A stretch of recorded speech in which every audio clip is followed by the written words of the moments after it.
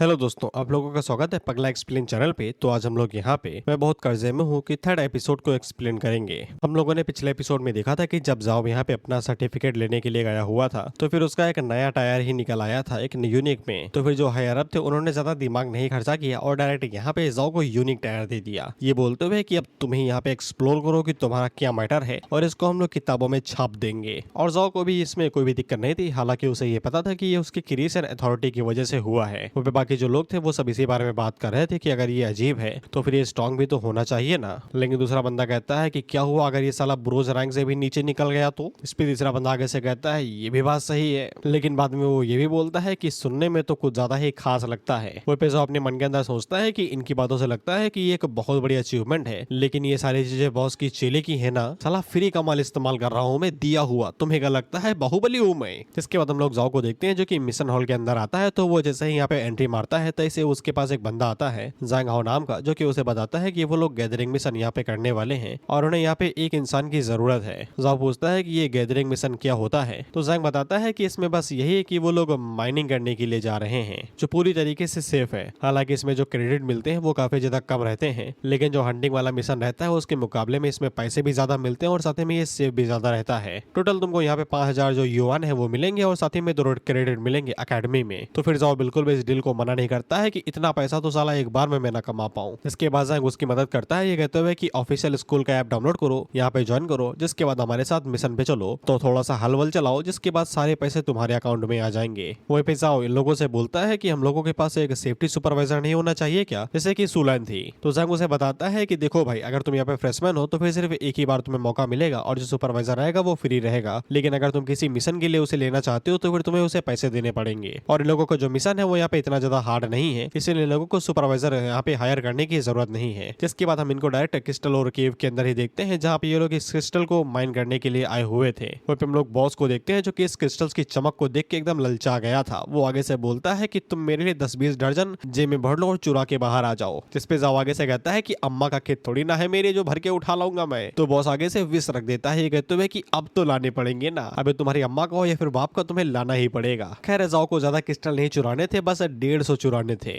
जाओ से पूछता भी कि इन क्रिस्टल का अचार डालोगे क्या। तो फिर बॉस आगे से बताता है कि इन क्रिस्टल के अंदर जो एनर्जी है वो काफी ज्यादा घनी है, तो वो उनका इस्तेमाल यहाँ पे अपनी पावर रिकवर करने के लिए कर सकता है। और वो उसे कहता है ऑल द बेस्ट, जम के चोरी करना। खैर इसके बाद ज़ैंग जाओ को यहाँ पे अपना वेपन का कुदाल देता है ये कहते हुए कि जाओ लग जाओ काम पे, शेरे दिले पट्ठा, दम लगा के हैसा, इस तरीके से हमला बोलना। खैर इसके बाद वो लोग इसी तरीके से काम धंधे पे लग जाते हैं और दम लगा के हैसा बोलते हुए खटाकर क्रिस्टल तोड़ने लगते हैं और टाली में लाद के उसे बाहर लेके जा रहे थे। वो पे ज़ैंग जाओ से पूछता है कि तुम काफी ज्यादा स्ट्रॉन्ग हो भाई, तुम्हारा पोटेंशियल स्ट्रेंथ टाइप है क्या। तो जाओ आगे से बताता है कि ऐसा ही कुछ, जिसपे ज़ैंग काफी ज्यादा खुश हो जाता है और वो आगे से बताता है कि इससे यहाँ पे काफी ज्यादा मदद मिलेगी। बेसिकली उसके पास जो पोटेंशियल है वो इनहैंस आई साइट है, तो फिर ये फाइट के दौरान में इतना काम का नहीं रहता है, इसलिए वो यहाँ पे इस तरीके के गैदरिंग मिशन से करता है। लेकिन अगर इसके पास यहाँ पे स्ट्रेंथ नहीं होगी तो फिर ये अचार डालेगा क्या यहाँ पे आके, तो ताकत भी तो चाहिए ना कुदाल चलाने के लिए। उतने में ही बॉस बाहर निकलता है कहते हुए कि बातें तुम्हारी गई तेल लेने, मुझे ये और बताओ, मैं अभी की अभी एब्जॉर्ब करना चाहता हूँ, तुम्हें समझ में नहीं आ रहा है क्या। तो जाओ आगे से यहाँ पे कुछ बोल भी तो नहीं सकता है ना, इसलिए वो चुपचाप और चुराने की कोशिश करता है। लेकिन तभी उसके पास नोटिफिकेशन आ जाता है कि यहाँ पे उसके ऊपर हक नहीं है कि वो यहाँ पे इन ऑर्ब का इस्तेमाल कर सके और ना ही वो इन्हें यहाँ पे स्टोर कर सकता है अपने अबायस स्टोरेज के अंदर, इसलिए बॉस डायरेक्ट उन्हें एब्जॉर्ब नहीं कर पा रहा है। उतने में ज़ैंग भी उसे देख लेता है जो हाथों में क्रिस्टल लिए हुए था, तो वो उसे बताता है कि उठाने की कोशिश तो नहीं कर रहे ना तुम जेब के अंदर, तुम इसे चुरा नहीं सकते हो, भूल जाओ इस बारे में।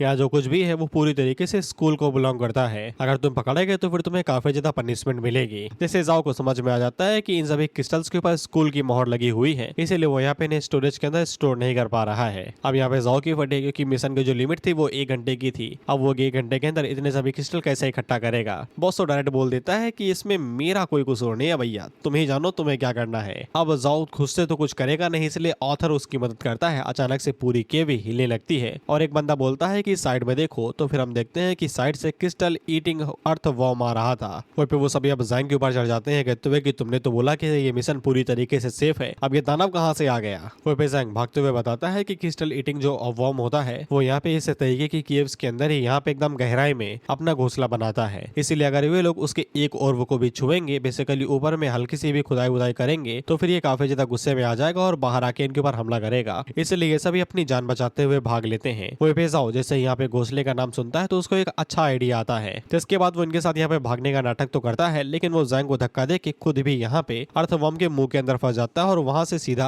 अर्थवॉर्म के साथ नीचे की तरफ जाने लगता है। वहीं पे बॉस को तो पता नहीं था कि उसने ये जानबूझ के किया है, तो वो उसे पूछता है कि तुम्हारा इतना लेवल खराब है क्या भाई कि एक 2 कौड़ी का अर्थवॉर्म भी तुम्हें पकड़ ले। जाओ आगे से बताता है कि उसने जानबूझ के किया है क्योंकि ये अपने घोंसले के अंदर कई सारे और रखा होगा, तो फिर शायद से वो यहाँ पे स्कूल की बुक्स के अंदर स्टोर नहीं होगा, जिससे वो यहाँ पे किसी किससे भी बिलोंग नहीं करते होंगे, तो वो उनको यहाँ पे पूरी तरीके से हड़प सकते हैं। फिर इसके बाद अर्थवॉर्म यहाँ पे उन लोगों को अपने घोंसले के अंदर ले आता है। तो ये घोंसला कुछ ज्यादा ही आलीशान था, हर तरफ क्रिस्टल लगे हुए थे, वो भी हाई क्वालिटी के, जिसको देख के जो बॉस था उसकी आंखें चमक उठती हैं। वो आगे से बोलता है माल है भाई माल है। हालांकि यहाँ पे पहले से ही पार्टी चल रही थी, वो लोग बिन बुलाए मेहमान के तौर पे आए थे क्योंकि यहाँ पे कई सारे अर्थवॉर्म भी थे। हालांकि जाओ को कोई फर्क नहीं पड़ता, वो बस इसी बारे में सोच रहा था कि इन सभी को निपटा दूं तो मुझे कितने सोल पॉइंट मिलेंगे। जिसके बाद वो यहाँ पे डेथ ऑफ टच टेंटिकल्स का इस्तेमाल करते हुए जितने भी वहाँ पे अर्थवॉर्म पड़े हुए थे उनको एक बार में ही मार देता है। और एक अर्थवॉर्म की कीमत इतनी समय यहाँ पे 120 सोल पॉइंट्स थी और इसकी अटैक स्पीड कुछ ज्यादा ही हाई है भाई। एक बार में ही पता नहीं कितने अर्थवॉर्म को ये निपटा देता है, बस एक बार में। वहीं पे बॉस हम लोगों को बताता है कि जाओ यहाँ पे सिर्फ एक बार में सिर्फ 6 टेंटिकल्स को ही यहाँ पे एक्टिवेट कर सकता है, लेकिन अगर वो यहाँ पे इन्हें साइकिल के तौर पे इस्तेमाल करे, बेसिकली बार बार उन्हें इस्तेमाल करे, तो वो एक तरीके से यहाँ पे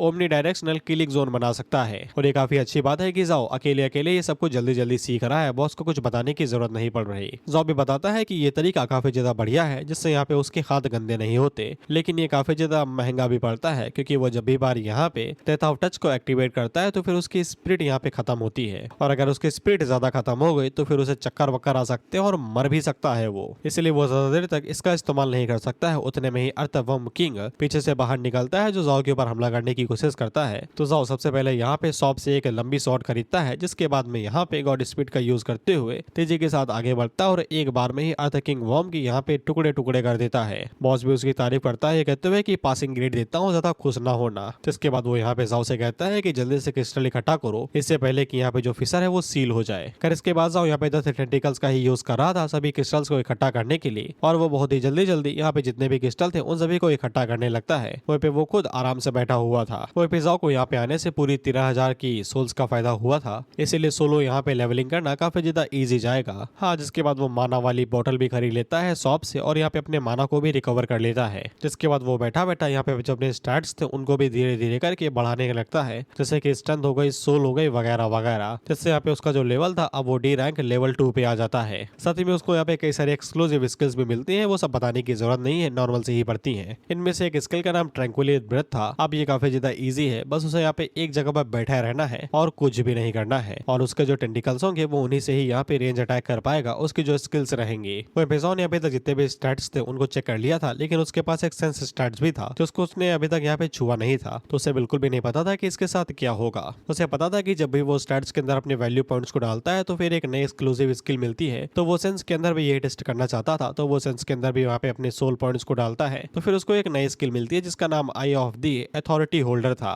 इसकी मदद से वो यहाँ पे किसी भी चीज की पूरी तरीके से डिटेल बाहर निकाल सकता है, और ये परमानेंट था, कोई फ्री वाला नहीं था। और ये वाली स्किल सच में जाओ के काफी ज्यादा काम में आती है, क्योंकि जब वो यहाँ पे मरे हुए क्रिस्टल अर्थवर्म्स को देखता है तो फिर उसे यहाँ पे इनकी सारी डिटेल पता चल जाती है कि ये जो अर्थवर्म होते हैं क्रिस्टल को खाते हैं तो अपने पेट के अंदर ही पचाते हैं, जिससे जो क्रिस्टल होता है वो एनर्जी के अंदर बदल जाता है। साथ ही में जाओ को दिखाई दे रहा था कि इनके पेट के अंदर कुछ तो चमक रहा है, जिसके बारे में स्किल को भी कोई जानकारी नहीं थी। इसीलिए जाओ टेंटिकल का यूज करते हुए उसी जगह पे हमला करता है और वहां से कुछ बाहर निकालता है। वो बॉस इसको भी एब्जॉर्ब करने की कोशिश करता है, लेकिन उसको भी कुछ भी समझ में नहीं आता कि ये क्या चीज है, क्योंकि वो उसे एब्जॉर्ब ही नहीं कर पा रहा था। तो फिर जाओ उसके ऊपर भी अपनी यहाँ पे आई वाली स्किल का यूज करता है, तो उसे पता चलता है कि ये चीज म्यूटेटेड क्रिस्टलाइन लेंस है, जो एक खास तरीके का मटेरियल है जो कि यहाँ पे अर्थवर्म के पेट के दौरान में बना होता है, जब वो यहाँ पे एनर्जी को एब्जॉर्ब करते रहता है, और साथ में एनर्जी का एक धमाका भी कर सकता है सिर्फ एक्टिवेट होने पे। और हाँ जाओ इस मटेरियल का इस्तेमाल करके जो कडारा का डीमन आर्मर है उसको भी अपग्रेड कर सकता है, जिससे जाओ हैरान तो होता ही है, साथ ही में बॉस भी हैरान हो जाता है, क्योंकि कडारा का जो डीमन आर्मर था वो काफी ज्यादा यूनिक तरीके से बनाया गया था, इसलिए उसको यहाँ पे बनाने का मेथड भी खो चुका था।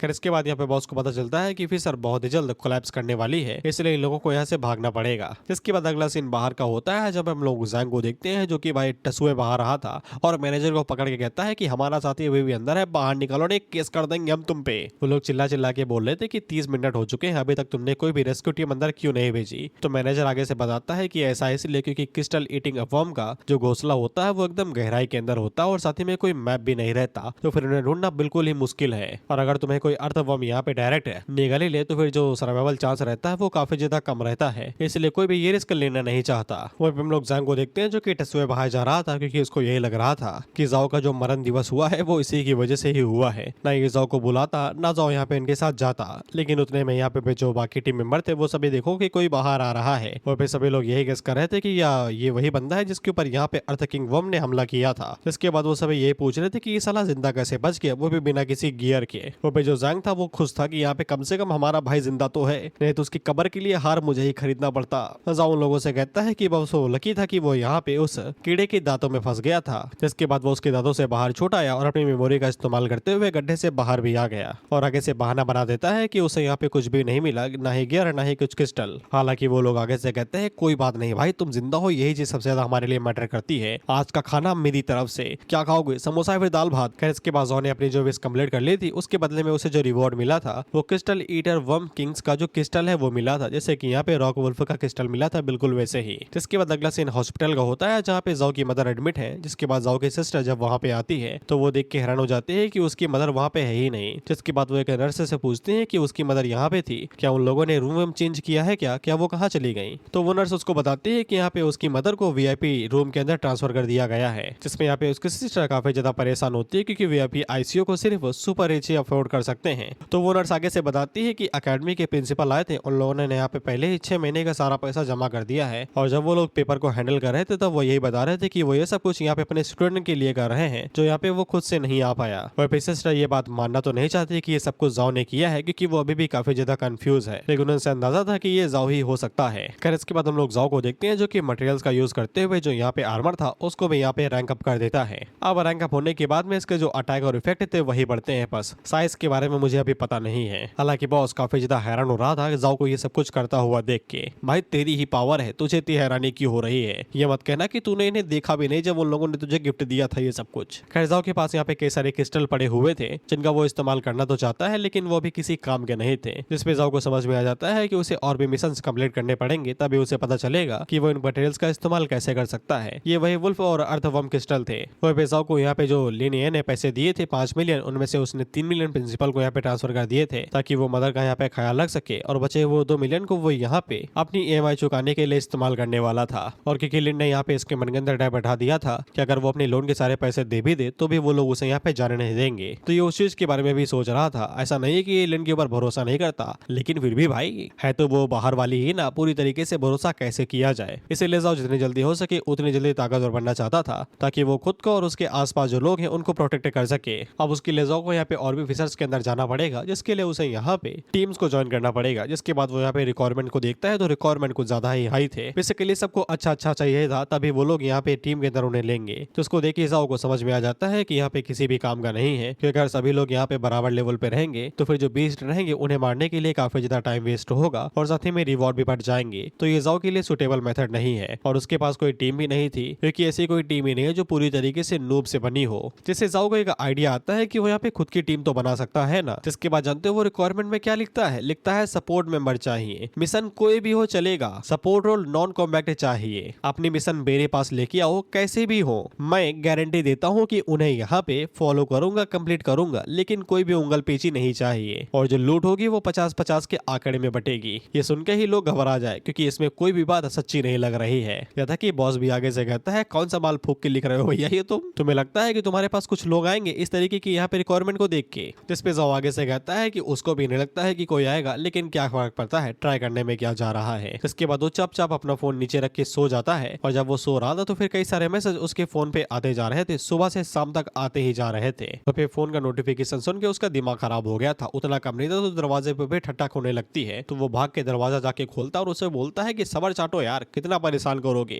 हालांकि जब वो अपने सामने देखता है तो फिर यहाँ पे कई सारे ऑरेकल्स खड़े हुए थे और सबसे आगे लिवी ही खड़ी थी। लिवी को तो समझ में आता है लेकिन जाओ उन लोगों से पूछता है कि इसका तो ठीक है, तुम लोग यहाँ पे क्या लेने के लिए आए हुए हो। तो लिवी उसे बताती है कि तुम भूल गए क्या, कल ही तुमने तो यहाँ पे खुद सपोर्ट टीममेट्स के लिए बोला था ना रिक्वायरमेंट के लिए। हर कोई तुम्हें मैसेज करे जा रहा था लेकिन तुम रिप्लाई ही नहीं दे रहे थे और सब जानते हैं कि मैं तुम्हें जानती हूँ, इसलिए ये सभी मुझसे पूछ रहे थे कि तुम्हारा रूम कहाँ है, तो मैंने उठा के सीधा यहीं पे ही ले आई। वहीं पे हम लोगों को बताता है कि उसने अपना फोन साइलेंट पे डाल दिया था क्योंकि इसके पास भी किस्तों के मैसेज आते रहते हैं और एज ई समय आएगा, मैं बता रहा हूँ ये तुम्हारा खून पी जाएंगे। वो फिर उन लोगों से पूछता है कि तुम लोगों ने क्या खाया है भाई, तुम्हें यकीन कैसे हो गया इन सभी चीजों के ऊपर। जिस पे लीवी आगे से बताती है कि ऐसा इसलिए है क्योंकि जो लो लेवल के सपोर्ट प्लेयर्स रहते हैं उनके पास यहाँ पे कोई भी नहीं आता है, क्योंकि हर कोई को यहाँ पे पावरफुल सोराकल्स की जरूरत होती है जो कि अटैक टाइप, डिफेंस टाइप इस तरीके के रहते हैं। इसलिए जो सपोर्ट टाइप के ओरेकल्स रहते हैं उनके लिए यहाँ पे टीम को ढूंढना काफी ज्यादा मुश्किल हो जाता है। इसलिए उन्हें जैसे ही मौका मिला कि कोई उन्हें भी चाहता है तो वो सभी तुमसे मिलने के लिए आतुर हो गए और भागते हुए तुम्हारे पास आ गए। वहाँ पे कुछ लोग आए तो थे लेकिन उन्हें यहाँ पे जाओ की जो एबिलिटी थी उसके ऊपर शक हो रहा था। वो सभी आगे से कहते हैं ये तो मुझे बिल्कुल भी रिलायबल नहीं लगता है, क्या ये सच में हम लोगों को फिशर पार कराने में मदद भी कर पाएगा। वहाँ पे कुछ लोगों को तो ये लग रहा था कि ये साला स्कैम है स्कैम। हालांकि लीवी उन लोगों से कहती है कि तुम्हें चिंता करने की जरूरत नहीं है, उसने यहाँ पे जाओ की स्किल्स को देखा है, इसलिए वो यहाँ पे उन लोगों के लिए जाओ को रिकमेंड करती है और वो उनके साथ ही जाएगी एक बार के लिए। वहीं पे एक लड़की आगे से पूछती है कि सच में उन लोगों को कुछ भी करना नहीं पड़ेगा और जो रिवॉर्ड होगा वो लोग इक्वली बांटेंगे। जाओ उन लोगों से कहता है कि हाँ, बस मेरे काम में उंगल पेची न करना और मेरा कहना मानना। तो फिर वो सभी लोग अपना अपना मिशन लेके यहाँ पे जाओ के पास आते हैं और उसे दे देते हैं, ये कहते हुए कि हमारा मिशन पहले पूरा करो।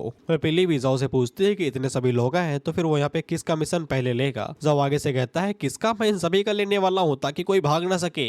जिसके बाद लगना एनहेंसिंग ग्रुप की एक ब्रांच का होता है जहाँ पे हम लोग देखते हैं कि एक बंदे की कुटाई हो रही थी। बाय द वे जिस बंदे की कुटाई हो रही है ये उसी कंपनी का मालिक है जहाँ से यहाँ पे जाओ ने लोन लिया हुआ है। खैर इसकी कुटाई इसलिए हो रही थी क्योंकि उसकी जो परफॉर्मेंस थी वो बाकी ग्रुप के मुकाबले में काफी ज्यादा कम थी, जिस वजह से यहाँ पे इसका जो ब्रांच मालिक था उसकी कुटाई हो रही थी बाहर वालों से, यानी कि इसके ऊपर जो है। खैर वो उसको कूटते हुए बता रहा था कि मुझे फर्क नहीं पड़ता कि तुम पैसा कहाँ से लेके आते हो, पैसा लेके आओ जिन लोगों ने से हमसे लिया हुआ है। अगर उनके पास पैसा ना हो तो उनके घर जाओ, उनके वैल्यूएबल आइटम उठा लो। अगर तब भी उनके पास पैसा ना हो तो गलियों से उठा लो और सीधा स्लेव के दाम पे बेच दो उनको, लेकिन पैसा कैसे भी लेके आओ। और वो जाते हुए कहता है अगर तुम अगले महीने यहाँ पे बाकी लोगों से कम पैसा लेके आए तो फिर मैं तुम्हें रिप्लेस कर दूंगा। जिसके बाद यहाँ पे उसकी कंपनी ने जो यहाँ पे लोन लिया हुआ है उस लोन की भरपाई वो लोग उसके शरीर के साथ अदा करेंगे और साथ ही में उसके प्यारे ट्रेजर से भी, जिसको वो यहाँ पे इतना ज्यादा अहमियत देता है। उम्मीद करता हूँ तुम्हें समझ में आ गया होगा कि यहाँ पे इस लोन सार्क के क्या ही लेने देने हैं। अभी के लिए इसका नाम नहीं बताया गया इसलिए हम इसका नाम चिंटू रख देते हैं। हाँ बढ़िया यही रहेगा।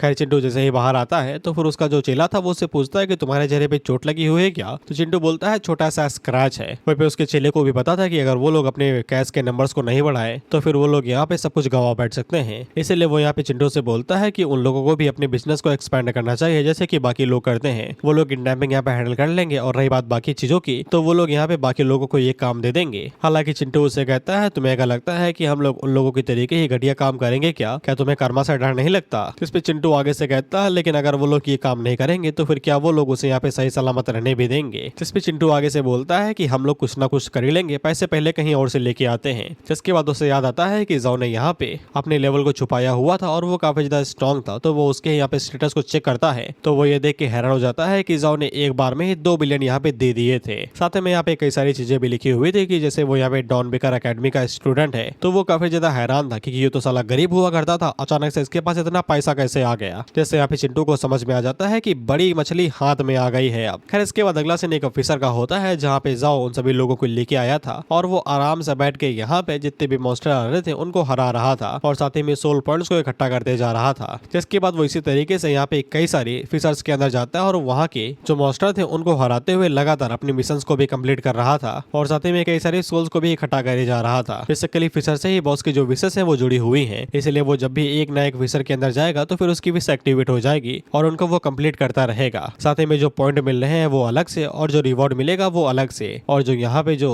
फिशर की लूट होगी वो मिलेगी अलग से, यानी कि चारों हाथ में घी। लगे हाथों सोल पॉइंट्स का इस्तेमाल करते हुए टच ऑफ डेथ, अबायस स्पेस, इन सभी चीजों का भी लेवल बढ़ाते जा रहा था जिससे उसे यहाँ पे एक नई कॉम्बैट स्किल मिलती है जिसका नाम सोर्स ऑफ फियर था। और जब भी वो इसे एक्टिवेट करेगा तो फिर उसका जो टारगेट रहेगा वो इतना ज्यादा घबरा जाएगा कि उसकी बॉडी यहाँ पे पूरी तरीके से शॉक स्टेट में चली जाएगी, जिसकी मदद से वो यहाँ पे अपने टारगेट को इजिली यहाँ पे अटैक कर सकता है। उतने में जाओ को दिखाई देता है कि जो कुछ मॉन्स्टर थे वो यहाँ पे चारों तरफ से 3 लोगों को घेर लेते हैं। ये सभी डी रैंक के क्रिस्टल सेल स्कॉर्पियन थे जो कि यहाँ पे उन तीनों के ऊपर हमला करने वाले थे। उतने में ही जाओ यहाँ पे उनको घूरते हुए कहता है कि तुम्हें परमिशन किसने दी उन्हें यहाँ पे छूने की। साथ ही में वो सोर्स ऑफ फियर का इस्तेमाल कर रहा था, इसीलिए जो सेल स्कॉर्पियन थे वो काफी ज्यादा घबरा जाते हैं और वो एक जगह से हिल भी नहीं पाते। वहाँ पे आई ऑफ द अथॉरिटी होल्डर की वजह से उसे यहाँ पे वो चीज भी पता चल रही थी। बेसिकली जब कोई एनिमी यहाँ पे डर के अंदर जाएगा तो फिर उसे ये भी पता चल जाता है। खैर इसके बाद उन लोगों के ऊपर यहाँ पे सोर्स ऑफ फियर का पूरी तरीके से इस्तेमाल करता है तो वो बेचारे इतना ज्यादा घबरा जाते हैं कि अपने आप में ही खुद को डिस्ट्रॉय कर लेते हैं। आसान शब्दों में आत्मदान कर लेते हैं, नहीं खुद को ही निछावर कर देते हैं, कहते हो भैया हमें लूट लो तुम। हाँ, मैं वो शब्द इस्तेमाल नहीं कर सकता, यूट्यूब को उससे दिक्कत है। वहीं पे जो बाकी लोग थे वो सभी ये देख के हैरान हो जाते हैं कि ये कौन सी एबिलिटी है भाई, जिसको देख के यहाँ पे ये सभी अपने आप ही खुद को आत्मदान कर दिए। वहीं पे जाओ हम लोगों को बताता है कि जब तक उसका अपोनेंट यहाँ पे डर को महसूस करता है तब वो उन्हें यहाँ पे हार्ट कंट्रोल की मदद से थोड़ा सा कंट्रोल कर सकता है और साथ ही में अबाइजल पावर का इस्तेमाल करते हुए उनकी बॉडी के अंदर टेंटिकल निकाल सकता है और उन्हें यहाँ पे फोड़ सकता है। हालांकि जाओ को इस फीचर के अंदर से काफी ज्यादा कम सोल पॉइंट्स मिले थे तो वो काफी ज्यादा हैरान था, जिससे उसे समझ में आ जाता है कि यहाँ पे कुछ तो गड़बड़ है। हालांकि फीचर कंप्लीट हो गई थी तो वो यहाँ पे कुछ भी नहीं कर सकता है। जिसके बाद जाओ लिवी से पूछता है कि अगला मिशन कौन सा है, तो लिवी उसे बताती है कौन सा अगला मिशन भाई, जितने भी यहाँ पे मिशन आए हुए थे वो सारे खत्म हो चुके हैं, अब आराम करो जाके तुम। और वो बोलती है कि अगर कोई यहाँ पे नया मिशन लेके आया तो वो लोग उसे यहाँ पे कॉन्टेक्ट करेंगे। खैर इसके बाद जाओ थोड़ी सी रिसर्च करता है तो फिर उसे पता चलता है कि यहाँ पे सोल पॉइंट्स इसलिए कम हो रहे थे क्योंकि ये सिस्टम के पेनल्टी मैकेनिज्म के तरीके काम करता है, जो कि यहाँ पे उसे रोकता है कि वो लो लेवल की फीचर्स को यहाँ पे इजीली रेड करे, तो फिर जो सोल काउंट होगा वो यहाँ पे कम कर दिया जाएगा। वही कि हाई लेवल की जब तुम डंजन को क्लियर करोगे तो फिर तुम्हें यहाँ पे हाई लेवल के रिवॉर्ड मिलेंगे। इसलिए जाओ को अब यहाँ पे हाई रैंक की डंजन को यहाँ पे इन लोगों ने फीचर को डंजन कर दिया है, तो मैं क्या करूँ यार। खैर वो जब वो हाई लेवल के डंजन को यहाँ पे क्लियर करेगा तभी उसे यहाँ पे हाई सोल पॉइंट्स मिलेंगे। लेकिन यहाँ पे अकेडमी का रूल आता है कि जो भी यहाँ पे डी रैंक पे है वो सी रैंक की डंजन को यहाँ पे नहीं ले सकते हैं। जाओ चाहे तो यहाँ पे लिन से मदद मांग सकता है, लेकिन अगर वो ऐसा करेगा तो फिर ये बात शायद से एक्सपोज हो सकती है कि वो नॉर्मली यहाँ पे लेवल अप नहीं कर सकता है, और अगर कोई उसे टारगेट करने लगा तो फिर उसकी और भी ज्यादा यहाँ पे मुसीबत बढ़ जाएगी। अब क्योंकि जाओ एक मेन कैरेक्टर है तो फिर ऑथर उसकी मदद करने के लिए दोबारा आता है। अचानक से एक बंदा जाओ के पास मैसेज करता है और उसे बताता है कि अगर तुम चाहो तो मैं तुम्हारे लिए सुपर इजी मिशन दे सकता हूँ, बस मेरे साथ रहो, मैं तुम्हें यहाँ पे एक दिन के 1 लाख रुपए दूंगा। जाओ मना कर देता है, कहते हुए कि ऐसे प्राइवेट काम मैं नहीं करता, पता चले पानी में नींद की दवा मिला कि मेरा फायदा उठा लो तुम। तो वहीं पे जाओ की मेन प्रॉब्लम यही है कि उसे पैसों से दिक्कत नहीं है, बस यहाँ पे जो डंजन रहेगी वही मैटर रहेगा। खैर इसके बाद वो बंदा कहता है कि बस मेरे साथ शॉपिंग के चलो यार, ये तो और भी ज्यादा इजी है। जाओ कहता है कि जाओ लड़की हायर कर लो, वैसे भी जापान में हम लोग भाड़े पे भी कोई मिल सकता है, जाओ। वो बंदा आगे से कहता है कि सच में यार शॉपिंग पे ही चलना है कि तुम 3 लाख ले लो यार मुझसे, तुम बस आ जाओ, तुम्हें देखना चाहता हूँ मैं, तुम्हारा गोरा बदन है देख के जी ललचा जाता है। जाओ आगे से कहता है नहीं दूर रहो मुझसे, मुझे नहीं आना, बिजी हूँ मैं। वो पे जाओ को लगता है कि ये पक्का प्रैंक है, ये पक्का कोई लौंडिया फंसाने की कोशिश कर रहा है, ये पक्का कोई एंजल प्रिया है फेसबुक वाली। खैर इसके बाद वो आखिर में मेन बात करता है, ये कहते हुए कि यहाँ पे असल में एक वाइल्ड फिशर है और मैं चाहता हूँ कि तुम मुझे यहाँ पे प्रोटेक्ट करो। वाइल्ड फिशर का नाम जैसे यहाँ पे जाओ सुनता है तो उसकी यहाँ पे कान खड़े हो जाते हैं, क्योंकि वाइल्ड फिशर एक ऐसी फिशर रहती है जिसको गवर्नमेंट डिटेक्ट नहीं कर पाती, और इसका लेवल यहाँ पे कुछ भी हो सकता है, हाई लेवल की भी हो सकती है और लो लेवल की भी हो सकती है, क्योंकि जब गवर्नमेंट डिटेक्ट ही नहीं करेगी तो फिर रेटिंग कैसे देगी भाई। खैर इसीलिए जाओ उस बंदे से मिलने के लिए रेडी हो जाता है और वहीं पे बॉस भी उसे पूछता है कि तुम ये पार्क घुमाने के लिए लाए हो का भाई, ऐसी जगह मुझे नहीं पसंद। तो जाओ उसे बताता है कि आपके साथ नहीं आया हूँ मैं, कोई बुलाया है उसके लिए आया हूँ मैं यहाँ पे।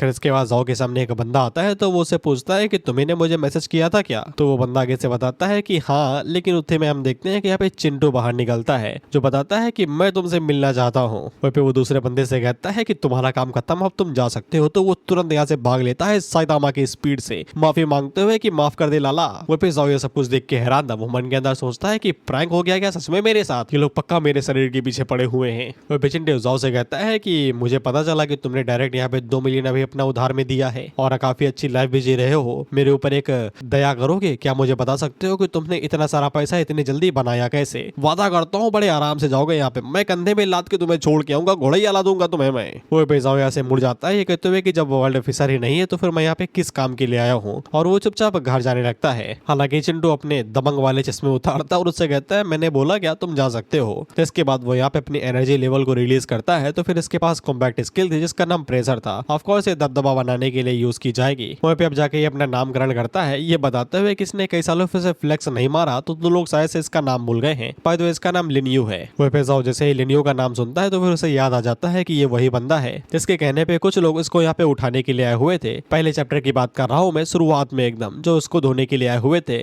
उन लोगों ने लिन्यू का ही नाम लिया हुआ था। इसीलिए जाओ एकदम गुस्से में उसे देखता है कि तुम्हें वो लोन सार को हो क्या जिसने मुझे कर्जे में डुबाया हुआ है। जिसपे लिन्यू आगे से कहता है कि साले मैं थोड़ी ना आया था, तू ही लोन लेने के लिए आया था। खैर जाओ से कहता है कि मैंने इस महीने की किस्त अदा कर दी है तो फिर तुम मेरे पीछे क्यों पड़े हुए हो। जिसपे लिन्यू उससे कहता है क्योंकि तुम्हारे पास पैसे हैं। जिससे जाओ को वहीं पे लिन की बात याद आती है कि भले ही वो अपने पैसे दे दे तब भी वो उसे यहाँ पे चैन से जीने नहीं देंगे। तो लिन्यू उससे कहता है कि तुम मुझे जवाब दे रहे हो क्या, तुम्हें लगता है कि तुम किसी अकेडमी के अंदर चले जाओगे तो फिर तुम बाहुबली बन जाओगे, ये सब तुम्हारा भ्रम है। बेसिकली लिन्यू सी रैंक पे है ना, तो उसको लग रहा है कि जाओ उसका कुछ उखाड़ नहीं पाएगा। उतने में ही जाओ उसके मुंह के ऊपर एक जोरदार घुसा मारता है तो ये उड़ते हुए दूर जाके गिरता है। वह लिनियो इसी बारे में सोचता है कि इसने अटैक किया क्या, मैं देख क्यों नहीं पाया, साला ये डी रैंक पे है और मैं सी रैंक पे, मैं इसको देख क्यों नहीं पाया। खैर वो इस बात को छलावा ही मानता है, जिसके बाद दोबारा यहाँ पे अपने प्रेशर फिस्ट को रिलीज करते हुए अटैक करने के बारे में सोच ही रहा था, उतने में ही जाओ उसके ऊपर दूसरा अटैक करता है, जिसके बाद तीसरा और चौथे में उसका मुंह पकड़ के सीधा जमीन पे ही दे मारता है। वहीं पे लिनियो को यकीन हो जाता है कि ये कोई भ्रम नहीं, वो बिल्कुल भी फाइट बैक नहीं कर पा रहा है, वो भी एक डी रैंक के सामने। खैर जाओ से कहता है कि खड़े हो भाई, तो लिनियो आगे से गिव अप कर देता है कि तो मुझे कुछ नहीं चाहिए। वहीं पे हम लोग बॉस को देखते हैं, जो कि यहाँ पे जाओ से कहता है कि ये वही मानुस है क्या जिसने तुम्हें यहाँ पे कर्जे में डुबाया हुआ है, वो भी खून के। एक काम करो, इसे खत्म कर दो। हाँ, बस खत्म करने से पहले टॉर्चर करना, अच्छा रहेगा इसकी तुम चमड़ी उधेल दो। तो जाओ आगे से कहता है कि नहीं, मुझे से कुछ पूछना है, मैं मार वार नहीं सकता। जिस पे बॉस आगे से कहता है बोरिंग, मैं तो खून वून देखना चाहता था, नदियां बहते हुए देखना चाहता था। फिर जाओ ने एकदम खुल्ला खुल्ला बोला था, तो फिर यहाँ पे लिनियो ने उसकी बात सुन ली थी, तो वो मन के अंदर सोचता है कहीं ये मुझे खत्म तो नहीं करने वाला। जिसके बाद वो आगे से कहने लगता है कि हम लोग बात कर सकते हैं, ये पूरी तरीके से मिसअंडरस्टैंडिंग है। वही पेजाओ को उसकी आई वाली एबिलिटी की वजह से पता चल जाता है कि लिनियो काफी ज्यादा घबराया हुआ है और डर के अंदर जा रहा है। वहीं पे हम लोगों को लिनियो के नजरिए से दिखाया जाता है कि वो इतना ज्यादा क्यों घबराया हुआ है, क्योंकि उसके सामने जाओ कुछ इस तरीके से खड़ा हुआ है जो उसकी तरफ तेजी से आगे बढ़ रहा है। वहीं पे जाओ लिनियो से कहता है कि मुझे बस तुम्हारे साथ थोड़ी सी बात करनी है, और अगर तुमने झूठ बोला तो फिर मुझे पता चल जाएगा। जिसके बाद वो सोर्स ऑफ फियर को यहाँ पे एक्टिवेट करता है। वहीं पे लिनियो काफी ज्यादा घबरा जाता है और उससे कहता है मेरी ही गलती थी, जो तुम मुझसे पूछना चाहो पूछो, मैं सब कुछ सच सच बताऊंगा। जाओ से पूछता है कि तुम मेरे पीछे क्यों आए थे, क्या तुम मेरी फैमिली के पीछे भी गए थे, क्या तुमने उन्हें भी हरास किया। तो लिनियो आगे से बताता है कि वो उसकी फैमिली के पीछे नहीं गया, उसे तो बस यहाँ पे थोड़े से पैसे चाहिए थे, ये सब कुछ मजाक मजाक में कर रहा था। वो तो यहाँ पे पैसे छीनने के लिए भी नहीं आया हुआ था। अब यहाँ पे हमें थोड़ा सा हृदय परिवर्तन देखने को मिलता है हम लोगों का, क्योंकि ऑथर यहाँ पे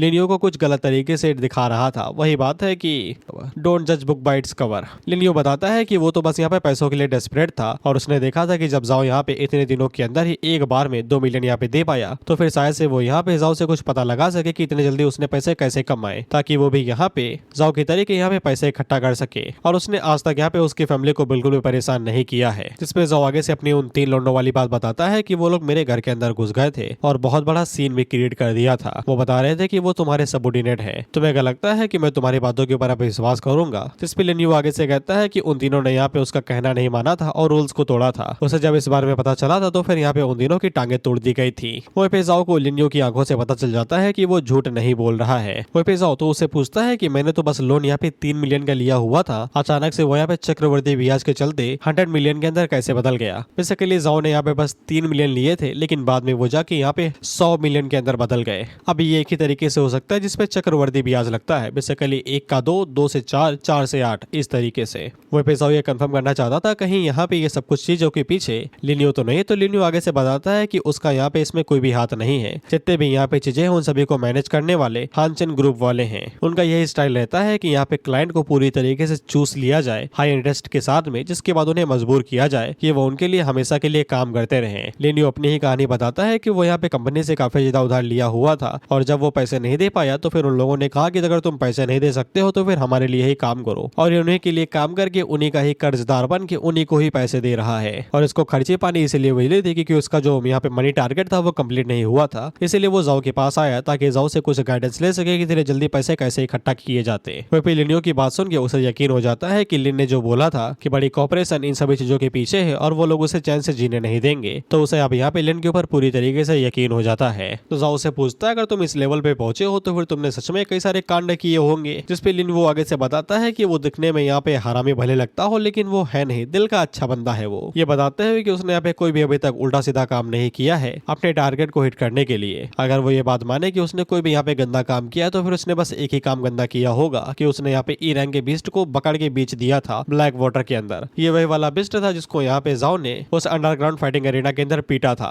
जिससे जाओ को ये बात भी यकीन हो जाती है कि यहाँ पे सच में वाइल्ड फिशर रहती है जिनको गवर्नमेंट डिटेक्ट नहीं कर पाती है। तो वो यहाँ पे लिनियो से पूछता है कि तुम्हारे पास है क्या कोई वाइल्ड फिशर, या फिर तुम्हें पता हो कि वो कहाँ पे है। तो लिनियो आगे से बताता है कि अभी के लिए तो उसके हाथों में एक वाइल्ड फिशर पड़ी हुई है जिसको वो रिपोर्ट करने वाला है। तो जाओ से कहता है कि रिपोर्ट ना करो, मुझे यहाँ पे उस फिशर के पास लेके चलो। जिसके बाद वो लोग एक वेयर हाउस के अंदर आते हैं जो कोने में था, और यहीं पे ही वो वाइल्ड फिशर थी। वो पे जाओ जब उस फिशर को चेक करता है तो उसे पता चलता है कि ये फिशर यहाँ पे सी रैंक की है। और वो लिनियो से पूछता है कि जो फिशर्स रहती है इनको तो कंट्रोल करने के लिए स्कूल और सेंट्रल गवर्नमेंट रहती है ना, तो मैं इस बारे में कैसे पता चला और उन्हें इस बारे में पता कैसे नहीं चला। जिसपे लिनियो आगे से बताता है कि उसके कुछ कनेक्शन यहाँ पे एडमिनिस्ट्रेशन ब्यूरो के साथ में हैं। इसीलिए अगर उन्हें यहाँ पे कुछ भी पता चलता है तो वो लोग यहाँ पे लिनियो को थोड़ी सी लोकेशन के बारे में बता देते हैं रिपोर्ट करने से पहले। तो लिनियो यहाँ पे उस ऑफिसर के अंदर जाके वहाँ के जो थोड़े से आइटम रहते हैं उन्हें ले आता है। जब तक यहाँ पे गवर्नमेंट को ऑफिसर के बारे में पता चलता है तब तक लिनियो के पास काफी सारा माल इकट्ठा हो जाता है और उसको यहाँ पे ऑफिसर के अंदर क्रिस्टल या फिर कुछ मटेरियल मिल जाते हैं तो फिर वो उन्हें बेच देता है ब्लैक मार्केट के अंदर। और जैसा कि मैंने तुम्हें बताया होगा कि वर्ल्ड ट्री का एक हिस्सा चाहिए होता है ऑफिसर को ओपन करने के लिए, तो वो यही चीज यहाँ पे लिनियो से पूछता है। तो लिनियो आगे से बताता है इसकी बात कर रहे हो क्या, ब्लैक मार्केट में ये भी मिलता है। जैसा कि मैंने बताया था कि लगता ही नहीं कि इन्हीं के पास इसका एक्सेस है, लेकिन वो कौड़ियों के भाई में मिलता है। हालांकि लिनियो आगे से कहता है कि ये सस्ता नहीं है भाई, महंगा आता है। खैर जाओ को क्या फर्क पड़ता था, उसके हाथों में तो अब दोनों तरफ से घी था। वो आगे से बोलता है खोलो इसे। तो फिर लिनियो उसका कहना मान के यहाँ पे उसे खोलता है और अंदर आ जाता है। तो फिर जाओ के पास उसकी यहाँ पे नई मिशन आ जाती है जिसके अंदर उसे यहाँ पे जितने भी एनिमीज थे उन सभी को यहाँ पे खत्म करना था। जिससे कि फिशर को पूरी तरीके से क्लियर करना था। वही पे जाओ को यही चाहिए था कि वो भी यहाँ पे हाई लेवल के मॉन्स्टर्स को खत्म करना चाहता था ताकि उसे ज्यादा यहाँ पे सोल पॉइंट मिल सके। वही पे लिनियो जाओ से कहता है अगर तुम यहाँ पे लूट के चक्कर में आए हुए हो तो फिर बता दो तुम निराश होने वाले हो। मैं यहाँ पे पहले भी आ चुका हूँ और यहाँ पे कुछ भी नहीं था। बेसिकली ये एंट्रेंस तक आया था, आगे नहीं गया था क्योंकि आगे खतरा था, तो इससे यहाँ पे कुछ भी नहीं मिला था। और अगर ये लोग थोड़ा सा अंदर जाते हैं तो खतरा बढ़ता जाएगा। वही पे जाओ से कहता है तुमसे किसने बोला भाई मैं यहाँ पे लूटने के लिए आया हूँ, मैं ये पूरी फिशर यहाँ पे क्लियर करने वाला हूँ। जिस पे लिनियो घबरा जाता है और बोलता है तुम्हारा दिमाग तो ठिकाने पे है ना, ये सी रैंक की फिशर है जिसको कंप्लीट करने के लिए कम से कम यहाँ पे 5 सी रैंक के ओरेकल की जरूरत पड़ेगी और या फिर कम से कम यहाँ पे 14 डी रैंक के वॉरियर्स की। हम लोग यहाँ पे सिर्फ 2 ही हैं। जाओ से पूछता है कि तुम्हें इन सभी चीजों के बारे में काफी कुछ पता है। तो लिनियो आगे से बताता है कि लोन शार्क बनने से पहले वो यहाँ पे एक टीम का मेंबर हुआ करता था, तो फिर उसके पास ये कॉमन नॉलेज है। इसके बाद वो वर्ल्ड ट्री का फ्रेगमेंट ढूंढने की कोशिश करता है। उतने में ही यहाँ पे जाओ से दिखाते हुए कहता है इसे ढूंढ रहे हो क्या। जाओ से बताता है कि मैं इसे अपने पास इसलिए रखा हुआ हूँ ताकि तुम यहाँ से भाग ना जाओ, और अगर तुम भाग भी जाओ तो फिर मैं यहाँ पे सही सलामत बाहर आ जाऊँ। वहीं पे वो जाओ को ये भी बता देता है कि तुम गलत समझ रहे हो, इस फिशर को हम नहीं बल्कि मैं क्लियर करूंगा। तुम दूर रह के खड़े होके देखोगे और कुछ भी नहीं करोगे। उतने में यहाँ पे इस फिशर के जो मॉन्स्टर थे वो आ जाते हैं, जो कि और कुछ भी नहीं केव एप डीमंस थे। बेसिकली बंदरों का झुंड था यहाँ पे, और उनको यहाँ पे फिशर ने पूरी तरीके से ब्रूटल बना दिया है। ये खाने के लिए लड़ते हैं, सोने के लिए लड़ते हैं और साथ में रहने के लिए लड़ते हैं। वो बात अलग है कि एक ग्रुप के अंदर रहते हैं और इन्हें यहाँ पे बाहर वाला बिल्कुल भी देखना पसंद नहीं है। वो लिनियो को यही लगता है कि आज तो उन लोगों की यहाँ पे जिंदा चिकन कोफ्ती बनेगी। उतने में ही यहाँ पे जाओ अपने टेंटिकल्स को एक्टिवेट करता है और आगे से कहता है मेरे पीछे ही रहना। वहीं पे वो टेंटिकल्स का यूज करते हुए एक बार में ही डीमन एप्स के अंदर यहाँ पे उन्हें घुसा देता है और एक एक करके उन्हें यहाँ पे मारना शुरू कर देता है, जिसको देखिए लिनियो हैरान होते जा रहा था। खैर वो डीमन एप ग्रुप के अंदर थे तो इन्हें 1-2 मारने से तो कम पड़ेंगे नहीं, इसलिए हजारों की तादाद में वो और भी जाते हैं और जाओ के ऊपर हमला करने को आगे बढ़ने लगते हैं। वो लिनियो अपने मन के अंदर सोचता है कि वो सभी सी रैंक के बीस्ट हैं, वो उन्हें एक बार में कैसे मार सकता है, कहीं ये इसी तरीके से पैसे तो नहीं बनाता इतने ज्यादा। इसके बाद हम लोग जाओ को देखते हैं जो कि टच ऑफ डेथ का इस्तेमाल करते हुए एक बार में ही यहाँ पे जितने भी डीमन एप थे उन सभी की मुंडी उड़ाया जा रहा था और उसको हर बार यहाँ पे 550 सोल्स मिल रहे थे। हालांकि धीरे धीरे करके उनके सोल्स का जो काउंट था वो भी कम होने लगता है क्योंकि उसके लिए ये डंजन धीरे धीरे करके नॉर्मल बनने लगती है। पीछे से लिनियो ये सब कुछ देखते हुए उसे पूछता है कि ये डी रैंक की पावर है ना, तुम्हारे पास ऐसी पावर कैसे हो सकती है। यहाँ तक कि लिनियो को उन सभी डीमन एप्स के लिए बुरा लग रहा था कि ये लोग किसके पल्ले पड़ गए हैं आके। खैर जाओ काफी ज्यादा खुश था क्योंकि उसको यहाँ पे कई सारी डीमन सोल्स जो मिल गई थी। उतने में हम देखते हैं कि कोई भागते हुए तेजी से आता है। हालांकि जाओ को प्रिसेप्शन की वजह से पहले ही पता चल जाता है ये और कोई नहीं यहाँ पे डीमन एप का बड़ा वाला गुरु था जो अपने दोनों हाथों से गड़ाम से जाओ के ऊपर हमला करता है। तो जाओ आगे से टच ऑफ डेथ का यूज करते हुए उसके ऊपर टेंटिकल से हमला करता है। हालांकि उस डीमन एप को कुछ भी नहीं हुआ था। उसको देख के जाओ भी हैरान हो जाता है कि इसके ऊपर तो कुछ भी नहीं हुआ। इसके बाद वो डीमन एप गड़ाम से अपने दोनों हाथ जमीन पे मारता है तो जाओ जल्दी से पीछे की तरफ जंप करके उसे डॉज करता है। वही वो लिनियो से कहता है जल्दी जाके छुप जाओ, ये जगह काफी ज्यादा ब्रूटल होने वाली है। अब जाओ को समझ में आ जाता है कि ये डीमन पक्का यहाँ का एक बॉस होगा, तभी वो इतना ज्यादा विशाल और शक्तिशाली है। जिसके बाद वो आई ऑफ द अथॉरिटी होल्डर का यूज करते हुए यहाँ पे डीमन एप की जानकारी निकालता है। तो ये एप डीमन चीफ्टन है जो कि सी रैंक का स्पेशल वेरिएंट है। इसके बैकग्राउंड कहानी में यही बोला गया कि ये बीस्ट राजा इसलिए बना है क्योंकि ये कई साले ब्रूटल स्ट्रगल को सर्वाइव किया है और इसकी जो स्पेशल स्किल थी वो थी रेज। अभी जैसे ही बजर के स्टेट के अंदर जाएगा रेज की वजह से, तो फिर इसके जो दर्द होगा वो पूरी तरीके से कम हो जाएगा और इसका जो डर होगा वो पूरी तरीके से खत्म हो जाएगा। रेज में यही तो ही होता है। वहीं पे जाओ से कहता है कि मैंने तुम्हारे मिनियंस को मारा इसलिए गुस्सा हो क्या भाई, चिंता ना करो, बहुत ही जल्द मैं तुम्हें उनके पास भेज दूंगा। जिसके बाद वो यहाँ पे ग्रेट शॉट को बाहर निकालता है जो उसने शॉप से खरीदी थी। इसके बाद डीमन एप चीफ्टन उसके ऊपर पंच मारने को आगे बढ़ता है और गड़ाम से अपना पंच उसके ऊपर मारता है, लेकिन जाओ जंप करके उसे इवेट करता है। जिसके बाद वो यहाँ पे तेजी से आगे बढ़ते हुए लगातार डीमन एप्स के ऊपर यहाँ पे स्लैश मारते रहता है। हालांकि छोटे मोटे स्लैशेस से डीमन एप को कुछ भी नहीं होता। हालांकि लिनियो के लिए ये स्पीड काफी ज्यादा थी। वो मन के अंदर यही सोचता सोचता है कि डेरी रंग का ओरेकल इतनी जल्दी जल्दी मूव करता है क्या। फिशर को अकेले क्लियर करना ये अलग बात है, लेकिन बॉस के साथ इस तरीके से कड़ी टक्कर देना वो तो अलग ही बात है। अगर ये किसी को बताए भी तो भी वो लोग नहीं मानेंगे। और वो इसी बारे में सोच रहा था कि ये कौन सी बला आ गई इस धरती पे। जिसके बाद हम लोग जाओ को देखते हैं जो कि गॉड स्पीड का यूज करते हुए डीमन एप के ऊपर उसी तरीके से लगातार स्लाइसेस मारते रहता है। और जब डीमन एप का डैमेज इतना ज्यादा बढ़ जाता है तो उसकी जो बजर्ग स्टेट थी वो भी यहाँ पे खत्म हो जाती है। तो फिर वो डर के अंदर गिरने लगता है, जिसके बाद जाओ सोर्स ऑफ फियर का यूज करते हुए उसको बहुत ही ज्यादा डरा देता है, जिससे वो शॉक स्टेट के अंदर चला जाता है। जिसके बाद वो टेंटिकल्स का यूज करते हुए उसकी बॉडी से उन्हें बाहर निकालता है और इसी तरीके से डीमन एप भी मारा जाता है। और इसको मारने के बदले में जाओ को यहाँ पे 30,000 सोल्स मिली थी, सॉरी 32,000। सत्य में जाओ का यहाँ पे जो मिशन था वो भी कंप्लीट हो जाता है और जाओ को दोबारा इस डीमन एप चीफ्टन का प्योर क्रिस्टल मिलता है। जैसा कि मैंने बताया था कि ये क्रिस्टल जब कंप्लीट हो जाएंगे तो फिर यहाँ पे ये काम करेंगे।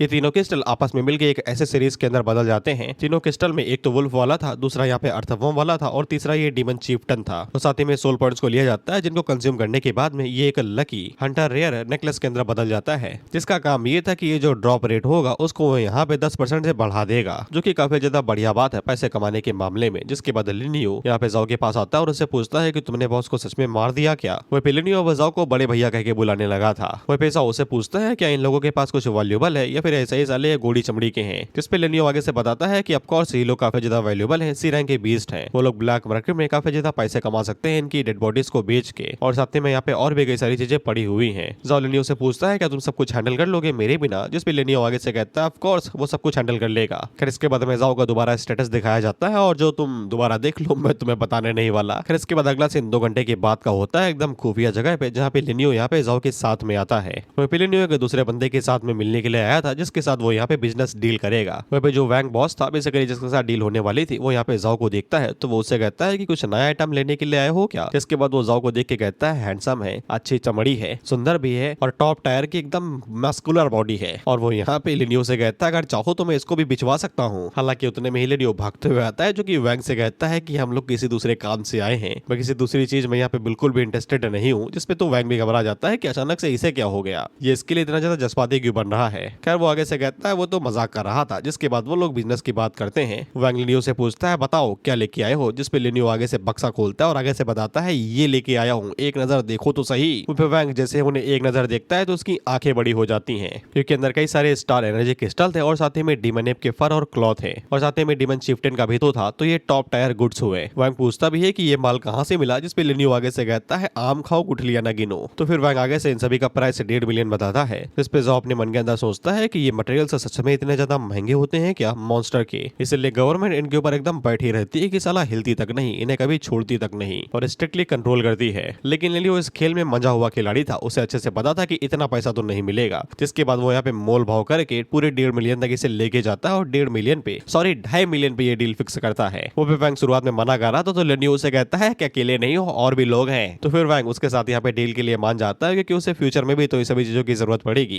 जिसके बाद डील यहाँ पे फिक्स हो जाती है और जाओ और लिनियो दोनों बाहर आ जाते हैं। वह पे सारे पैसे लिनियो के अकाउंट में ट्रांसफर हुए थे। वह पे लिनियो जाओ से पूछता है कि पैसे तो अब आ चुके हैं, क्या वो उसके लिए कुछ और कर सकता है। जाओ उससे कुछ कहता, उतने में ही यहाँ पे लिनियो के जो चेले थे वो आ जाते हैं, जो कि जाओ को देखते आगे से कहते हैं कि तुमने इसे पकड़ लिया क्या बॉस। अच्छा इसलिए आपको इतने ज्यादा देरी हो गई क्योंकि आप इसे यहाँ पे खर्चा पानी दे रहे थे। जिसके बाद वो आगे बढ़ता है और जाओ से कहता है कि जल्दी से जितना भी माल है वो सब कुछ हमारे हवाले कर दो। उतने में ही लिनियो आगे बढ़ता है, जो कि अपने चेले को ही दर के कूट देता है, ये कहते हुए कि इससे परेशानी ना लेना। जिसके बाद वो पीछे मुड़ता है और जाओ से कहता है बड़े भैया इसको माफ कर दो, ये फ्री फायर खेलता है ना तो बौखला गया है। जिसपे जाओ आगे से कहता है कोई बात नहीं है। जिसके बाद जो उन्हें 2.5 मिलियन मिले थे, जाओ उनमें से सिर्फ 1.5 मिलियन रखता है और बाकी 1 मिलियन या फिर शायद से 1.5 मिलियन लिनियो को वापस कर देता है। लिनियो से कहता भी है कि पैसे तुम सारे रख सकते हो, ये हम लोगों का हैप्पी कोलैबोरेशन समझो। जिसपे जाओ आगे से यही बोल देता है कि मैं इतना कुछ किया भी नहीं जितना तुम पैसा मुझे दे रहे हो। लिनियो से बोलता भी है कि घर छोड़ दो बड़े भैया, लेकिन जाओ मना कर देता है। उतने में ही बॉस बाहर निकलता है, जो कि जाओ से कहता है कि तुमने उसे जाने क्यों दिया, अगर तुम उसे स्लेव के तौर पे जिंदगी भर काम करवाते तो ये बढ़िया रहता। जिसपे जाओ बॉस को बताता है कि उन्हें कुछ दरवाजे हमेशा के लिए खुले छोड़ देने चाहिए, क्या पता वो दोनों फ्यूचर में दोबारा टकरा जाए और उन्हें फ्यूचर में और भी ज्यादा बेनिफिट हो। अगर हम उसे अपना दुश्मन नहीं बनाएंगे तो फिर वो हमें अपने से एक ही समझेगा। वह पे लिनियो का चेला उसे पूछता है कि मैटर क्या चल रहा है भाई। जिसपे लिनियो उसे बताता है कि लंबी कहानी है। बस वो अपने चेले से यही बोलता है कि जाओ और जाके यहाँ पे जितने भी वाइल्ड फिशर्स हैं उनके बारे में पता लगाओ और उन्हें यहाँ पे खरीद लो किसी भी कीमत पे। और वो अपने चेले से कहता है कि शायद से यही वो एक तरीका है जिससे हम लोग अपनी आजादी खरीद सकते हैं। खैर इसके बाद हम लोग जाओ को देखते हैं, जो कि एकेडमी के कमर्शियल स्ट्रीट के अंदर आया था, बेसिकली जहाँ पे बाजार लगती है। वह पे जाओ पहले पहली बार यहाँ पे आया था तो फिर यहाँ पे काफी ज्यादा भीड़ थी और पूरी तरीके से चहल पहल थी। जिसके बाद वो एक जनरल स्टोर के अंदर घुस जाता है और वहाँ पे कुछ स्किल स्टोन थे उन्हें देख रहा था। अब ये कुछ ज्यादा ही महंगे थे, 5 लाख, 3 लाख, 5,30,000। ये काफी ज्यादा महंगा होता है क्योंकि 1 मिलियन के अंदर सिर्फ 10 ही लाख रहते हैं। इसलिए जाओ अगर 1-2 स्टोन भी खरीद ले तो फिर उसके जो 1 मिलियन है वो यहाँ पे किसी भी काम के नहीं रहेंगे। लेकिन जाओ को समझ में आ जाता है कि उसे यहाँ पे ऑफेंसिव टाइप बेसिकली हमला करने वाले स्किल्स की जरूरत नहीं है। तो जाओ यहाँ पे जनरल स्किल्स को खरीद लेता है, जिनमें से एक तो यहाँ पे गूगल मैप वाली थी, बेसिकली वो उसे डायरेक्शन बताएगी जब भी वो भूल जाएगा, और दूसरी यहाँ पे हार्वेस्टिंग मास्टरी वाली स्किल थी, जैसे वो यहाँ पे जो मॉन्स्टर रहेंगे उनके जो मटेरियल्स रहेंगे उनको ज्यादा इजीली हार्वेस्ट कर पाएगा, बेसिकली निकाल पाएगा, क्योंकि उसके पास पहले से ही बढ़िया ऑफेंसिव स्किल्स हैं। जिसके बाद उसकी नजर कुछ आर्मर के ऊपर पड़ती है, तो वो आर्मर खरीदने के बारे में भी सोच रहा था, क्योंकि अक्सर उसे यहाँ पे आर्मर के लिए ही मना किया जाता है, उसके पास बढ़िया गियर्स नहीं रहते, और साथ ही में उसके कपड़ों की भी धज्जियां उड़ी पड़ी थी और इसने पता नहीं कितने सालों से कपड़े नहीं बदले।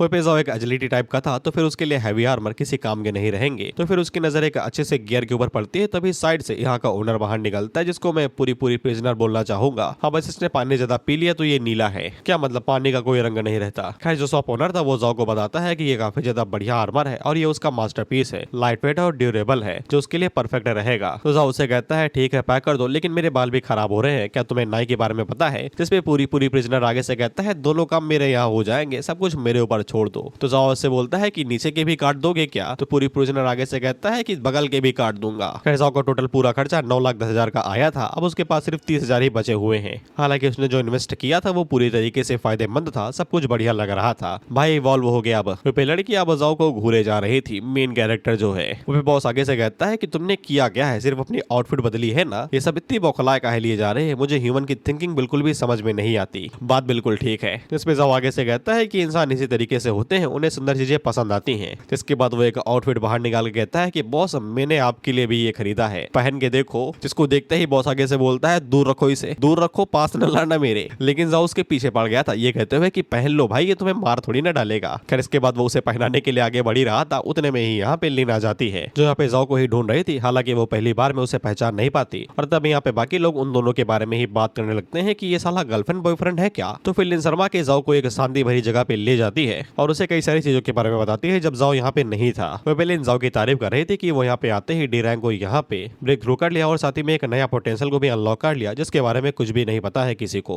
वहीं पे लिन को शर्म भी आ रही थी कि उसे जाओ की ग्रोथ के बारे में उसे अंदाजा भी नहीं है। वहीं पे हम लोग जाओ के पीछे यहाँ पे बॉस को देखते हैं और जिसको मीट बना दिया गया था। And look at that face, बिल्कुल भी सेटिस्फाई नहीं है भाई इस कपड़े के साथ में। खैर जाओ आगे से यही बोलता है कि उसका सब भला चंगा चल रहा है, उसे बस इसी बात की चिंता है कि वो काफी ज्यादा बिजी रह रही है। तो लिन आगे से बताती है कि गिल्ड के अंदर कई सारे बवाल चल रहे हैं, इसलिए उसके पास बिल्कुल भी टाइम नहीं रहता है। जाओ उसे पूछता है कौन से बवाल। तो लिन उसको बताती है कि एक बैटल होने वाला है जो कि सभी मेजर गिल्ड्स के लिए बहुत ज्यादा जरूरी है। दरअसल यहाँ पे एक ऑफिसर आने वाले है जिसका नाम गोल्डन रेडियंस ऑफिसर है। जो पूछता है कि ये कौन सी बवाल चीज है, वहीं पे बॉस के भी कान खड़े हो जाते हैं। तो लिन आगे से बताती है कि ये काफी ज्यादा यूनिक फीचर है जो 2 साल में सिर्फ एक ही बार ओपन होती है, सिर्फ 1 महीने के लिए, और इसके अंदर एशियन रियोन्स बड़े बड़े रहते हैं, कई सारे टावर्स रहते हैं और अलग ही दुनिया रहती है जहाँ पे कई सारे पावरफुल मॉन्स्टर रहते हैं और कई सारे चैलेंजेस भी रहते हैं। अगर तुम सक्सेसफुली इस रियोन को यहाँ पे कॉन्कर कर लेते हो तो फिर तुम्हें यहाँ पे कई सारे रिच रिवॉर्ड्स मिलेंगे। एक तरीके से ये ओरेकल्स के लिए जन्नत है अगर तुम्हारे पास स्ट्रेंथ है तो, क्योंकि rare resource, high combat skills, unique powers, कुछ भी यहाँ पे मिल सकता है तुम्हें। और अगर तुम लकी रहे तो फिर यहाँ तक कि एक डी रैंक का ओरेकल भी ए रैंक जितनी पावर को हासिल कर सकता है। इसलिए जब तक यहाँ पे गिल्ड पूरी तरीके से स्ट्रॉन्ग रहता है, बेसिकली अच्छी लीडरशिप में रहता है, तो फिर यहाँ पे गिल्ड की जो पावर रहेगी वो गारंटीड ऊपर जाएगी ही जाएगी। मिड साइज के गिल्ड मेजर गिल्ड के अंदर बदल सकते हैं। इसलिए जब भी यहाँ पे ये फिशर ओपन होती है तो कई सारे मेजर गिल्ड्स आपस में फाइट करते हैं इस फिशर के ऊपर कब्जा कराने के लिए। और ऑफ कोर्स यहाँ पे सनुआ गिल्ड भी इसमें यहाँ पे हिस्सा लेगी, और क्योंकि सनुआ गिल्ड की वो हायर है तो फिर उसे यहाँ पे इसके अंदर हिस्सा लेना ही पड़ेगा। वह पेजाओ को समझ में आ जाता है कि ये रिफ्ट उसके लिए खाना खजाना बन सकती है, क्योंकि वहाँ पे कई सारे पावरफुल मॉन्स्टर होंगे। Powerful monster is equal to कई सारी सोल्स, और मुझे पता है कि अंदर जाने के बाद में इसे ऐसी ना ऐसी कोई मिशन मिलेगा जिससे ये पूरे गिल्ड्स को अपना दुश्मन बना लेगा। मैं ये लिख के देता हूँ। इसलिए साओ उस रिफ्ट को यहाँ पे ज्वाइन करना चाहता था, जिस पे लिन उसे बताती है कि तुम ये ऐसा नहीं कर सकते हो क्योंकि तुम्हारा लेवल यहाँ पे सनुआ गिल्ड के रिक्वायरमेंट के साथ मैच नहीं करेगा। इसलिए यहाँ पे लिन के हाथ बंधे हुए हैं, और ऊपर से यहाँ पे गोल्डन रेडियंस ऑफिसर काफी ज्यादा हाई लेवल जोन है, तो फिर वहाँ के जितने भी मॉन्स्टर होंगे वो सभी यहाँ पे बी रैंक से ऊपर ही होंगे। इसलिए उसका यहाँ पे इस फाइट के अंदर ज्वाइन करना खतरनाक भी होगा, लेकिन जो बताता है कि वो खुद को प्रोटेक्ट कर सकता है और यहाँ पे कोई ना कोई दूसरा रास्ता होगा गिल्ड का मेंबर बनने के लिए। जिस पे लिन उससे कहती है कि इतना बोल रहे हो तो फिर शायद से मैं तुम्हारी मदद कर सकती हूँ, और शायद से लिन जाओ को यहाँ पे एक लॉजिस्टिक टीम मेंबर के रूप में भेजने वाली है। लॉजिस्टिक टीम का मतलब होता है वहाँ पे रहेंगे, सारी चीजें एकदम मैनेज करेंगे, फाइट वाइट वाला उनका कोई काम नहीं रहता। इसलिए जाओ उनके साथ मिलकर आराम से जा सकता है रिफ्ट ओपन होने के 2-3 दिन पहले।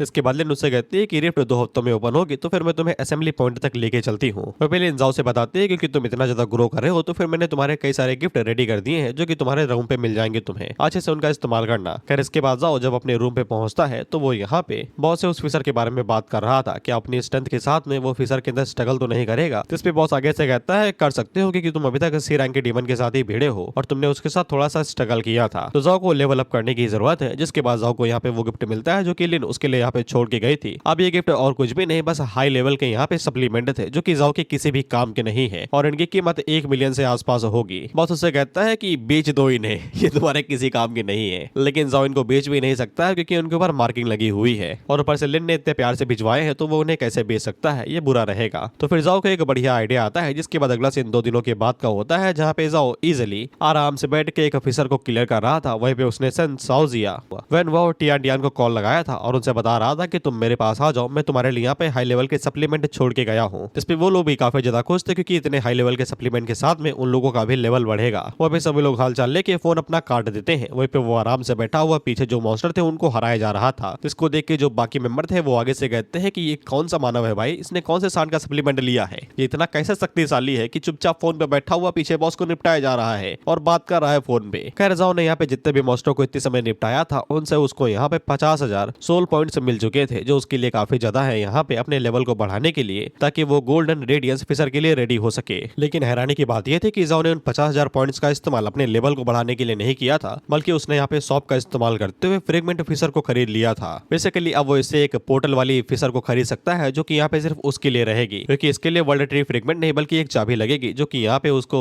शॉप ने दी है। बॉस को भी इस मेथड के बारे में शायद से नहीं पता था। वो उसे पूछता है कि तुम्हें यकीन है ना कि तुम ये हैंडल कर लोगे, जिसपे जाओ आगे से बताता है कि हाँ वो ये कर लेगा क्योंकि वो चीज उसकी नजर में काफी लंबे टाइम से थी, बस पॉइंट नहीं थे। खैर इसके बाद वो उस जगह पे आ जाता है जहाँ पे वो फिशर होनी चाहिए थी। हालांकि वहाँ पे था तो कुछ भी नहीं, लेकिन इसके बावजूद वो यहाँ पे उस फ्रेगमेंट को बाहर निकालता है और जब उसे तोड़ता है तो फिर उसके सामने ही अपने आप एक फिशर आ जाती है। और बाय द वे इस फिशर का नाम यहाँ पे ग्रिवल्स ट्रेजर हॉल था। वह पे जाओ को बस यही उम्मीद थी कि उसने जो 50,000 फूके है वो पूरी तरीके से वर्थेड हो। वह बॉस आगे से बताता है कि इस फिशर का जो ऑरा है वो पूरी तरीके से अजीब है, उसे यहाँ पे डर टाइप में लग रहा था, डर नहीं अजीब टाइप में लग रहा था। खैर इसके बाद जाओ उस फिशर के अंदर आ जाता है। वह पे जाओ को भी पता था कि वो बिना वर्ल्ड ट्री फ्रेगमेंट के अंदर घुसा है तो फिर ये पक्का कोई नॉर्मल फिशर नहीं होनी चाहिए। वह पे जाओ को लगा था कि ये कोई भूल भुलैया या फिर कोई टावर वावर होगा, लेकिन ये तो एक घना जंगल है तो फिर यहाँ पे जो एनकाउंटर होगा एनिमी का वो काफी ज्यादा खतरनाक रहेगा। उतने में ही जाओ के सामने कोई चीज आती है जो कि और कोई नहीं हमारे प्यारे गॉब्लिन्स थे। अगर कोई फैंटेसी मानवा है और अगर ये हरामी तुम्हें ना दिखे समझ जाओ वो फैंटेसी मानवा है ही नहीं। इस स्टोरी में प्लॉट भले ना हो लेकिन ये जरूर होंगे। वह पे जाओ पहली नजर में जब गॉब्लिन को देखता है तो उन्हें हल्के में ले रहा था। उसे लग रहा था कि ये गॉब्लिन इतने ज्यादा स्ट्रॉन्ग नहीं होंगे, लेकिन पलक झपकते उसके पास हाथ का पंजा आता है तो जाओ उस हमले को इंस्टिंक्ट्स में डॉज करता है। अपने मनमर्जी के हिसाब नहीं, बॉडी ने अपने आप किया है। उतने में जो दूसरा गॉब्लिन था वो यहाँ पे एक पत्थर उठाता और उसकी तरफ यहाँ पे गोले की तरीके दाग देता है जो कि इतना स्ट्रॉन्ग था कि पेड़ को चीर के पार निकल जाता है। जाओ को समझ में आ जाता है कि उसकी फटी, क्योंकि इनकी स्ट्रेंथ और स्पीड कुछ ज्यादा ही हाई लेवल पे है। उसे जल्दी से टच ऑफ डेथ का इस्तेमाल करते हुए यहाँ पे खत्म करना पड़ेगा इन्हें। लेकिन जब वो टच ऑफ डेथ को इस्तेमाल करने की कोशिश करता है तो फिर यहाँ पे मिशन मिस आ जाती है जहाँ पे उसे इस फिशर को तो क्लियर करना था, लेकिन उसके जो खास एबिलिटीज थे उन्हें यहाँ पे डिसेबल कर दिया गया था। सिर्फ वो यहाँ पे सेंसस का ही यूज कर सकता था और अब इसके अंदर उसे यहाँ पे सिर्फ 2 दिनों तक सर्वाइव करना था, यानी कि अगले दिन तक। वहीं पे उसकी जो एबिलिटी डिसेबल की गई थी वो यहाँ पे अबायस,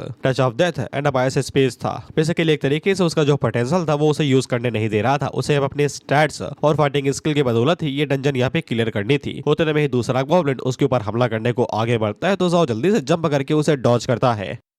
वहीं पे जाओ को पता चलता है कि इनके जो अटैक्स है वो तो सिंपल है, लेकिन इनकी स्पीड और पावर कुछ ज्यादा ही बढ़ा दी गई है। उसका 1 सेकंड के लिए भी ध्यान चुका तो वो अगले ही पल सीधा स्वर्ग में, इसलिए उसको किसी न किसी तरीके से काउंटर अटैक करने के बारे में सोचना ही पड़ेगा, तभी वो यहाँ पे सर्वाइव कर पाएगा। खैर जाओ सबसे पहले यहाँ पे गॉब्लिन से अपनी दूरी बनाता है और आई ऑफ द अथॉरिटी होल्डर का यूज करते हुए उनकी इन्फॉर्मेशन निकालने की कोशिश करता है। तो फिर उसे यहाँ पे उनकी इन्फॉर्मेशन के बारे में भी कुछ भी नहीं पता चलता है, जिसका मतलब ये है कि जाओ का लेवल इनसे कम है, तभी वो इनकी इन्फॉर्मेशन को देख नहीं पा रहा है। खैर इसके बाद यहाँ पे पकड़ा पकड़ाई का खेल चालू होता होता है गॉब्लिन्स उसके ऊपर अटैक करते रहते और जाओ मुश्किल से उन्हें डॉज करता रहता। साथ ही में उसे जब वो मौका मिलता तो वो गॉड स्पेस का यूज करते हुए अपनी पूरी ताकत से काउंटर अटैक करता, लेकिन गॉब्लिन उसे इजीली यहाँ पे ब्लॉक कर लेते और उन्हें खरोच तक नहीं आती। इसको देख के जाओ की और भी फटने लगती है कि साला कौन सी मिट्टी के बने हैं, हरा प्रोटीन खाया है क्या इन लोगों ने जो पेड़ से बना है। उतने में ही दूसरा गॉब्लिन उसके ऊपर पीछे से स्नेक अटैक करने की कोशिश करता है, तो जाओ जल्दी से यहाँ पे कडारा डीमन आर्मर का इस्तेमाल करते हुए ब्लॉक करता है। साथ ही अब ये चार्ज हो गया तो फिर जाओ उसका इस्तेमाल करते हुए गॉब्लिन के ऊपर दोबारा पंच मारता है, तो इस बार गॉब्लिन को डैमेज पड़ता है और वो गिट्टी के तरीके उछलते हुए दूर जाके गिरता है। वो पे जाओ की धीरे धीरे और भी फटती है क्योंकि वो यहाँ पे कंबाइंड पावर इस्तेमाल कर रहा था, गॉड स्पीड और साथ ही में डीमन आर्मर का, लेकिन इसके बावजूद वो गॉब्लिन को यहाँ पे कोई भी सीरियस डैमेज नहीं दे पा रहा है और साथ ही में उसकी सारी कॉम्बैट स्किल्स को यहाँ पे डिसेबल किया गया है, तो वो सिर्फ कॉम्बैट स्किल और मार्शल आर्ट्स के भरोसे ही इन्हें यहाँ पे हरा सकता है, हालांकि वो भी काफी नहीं है।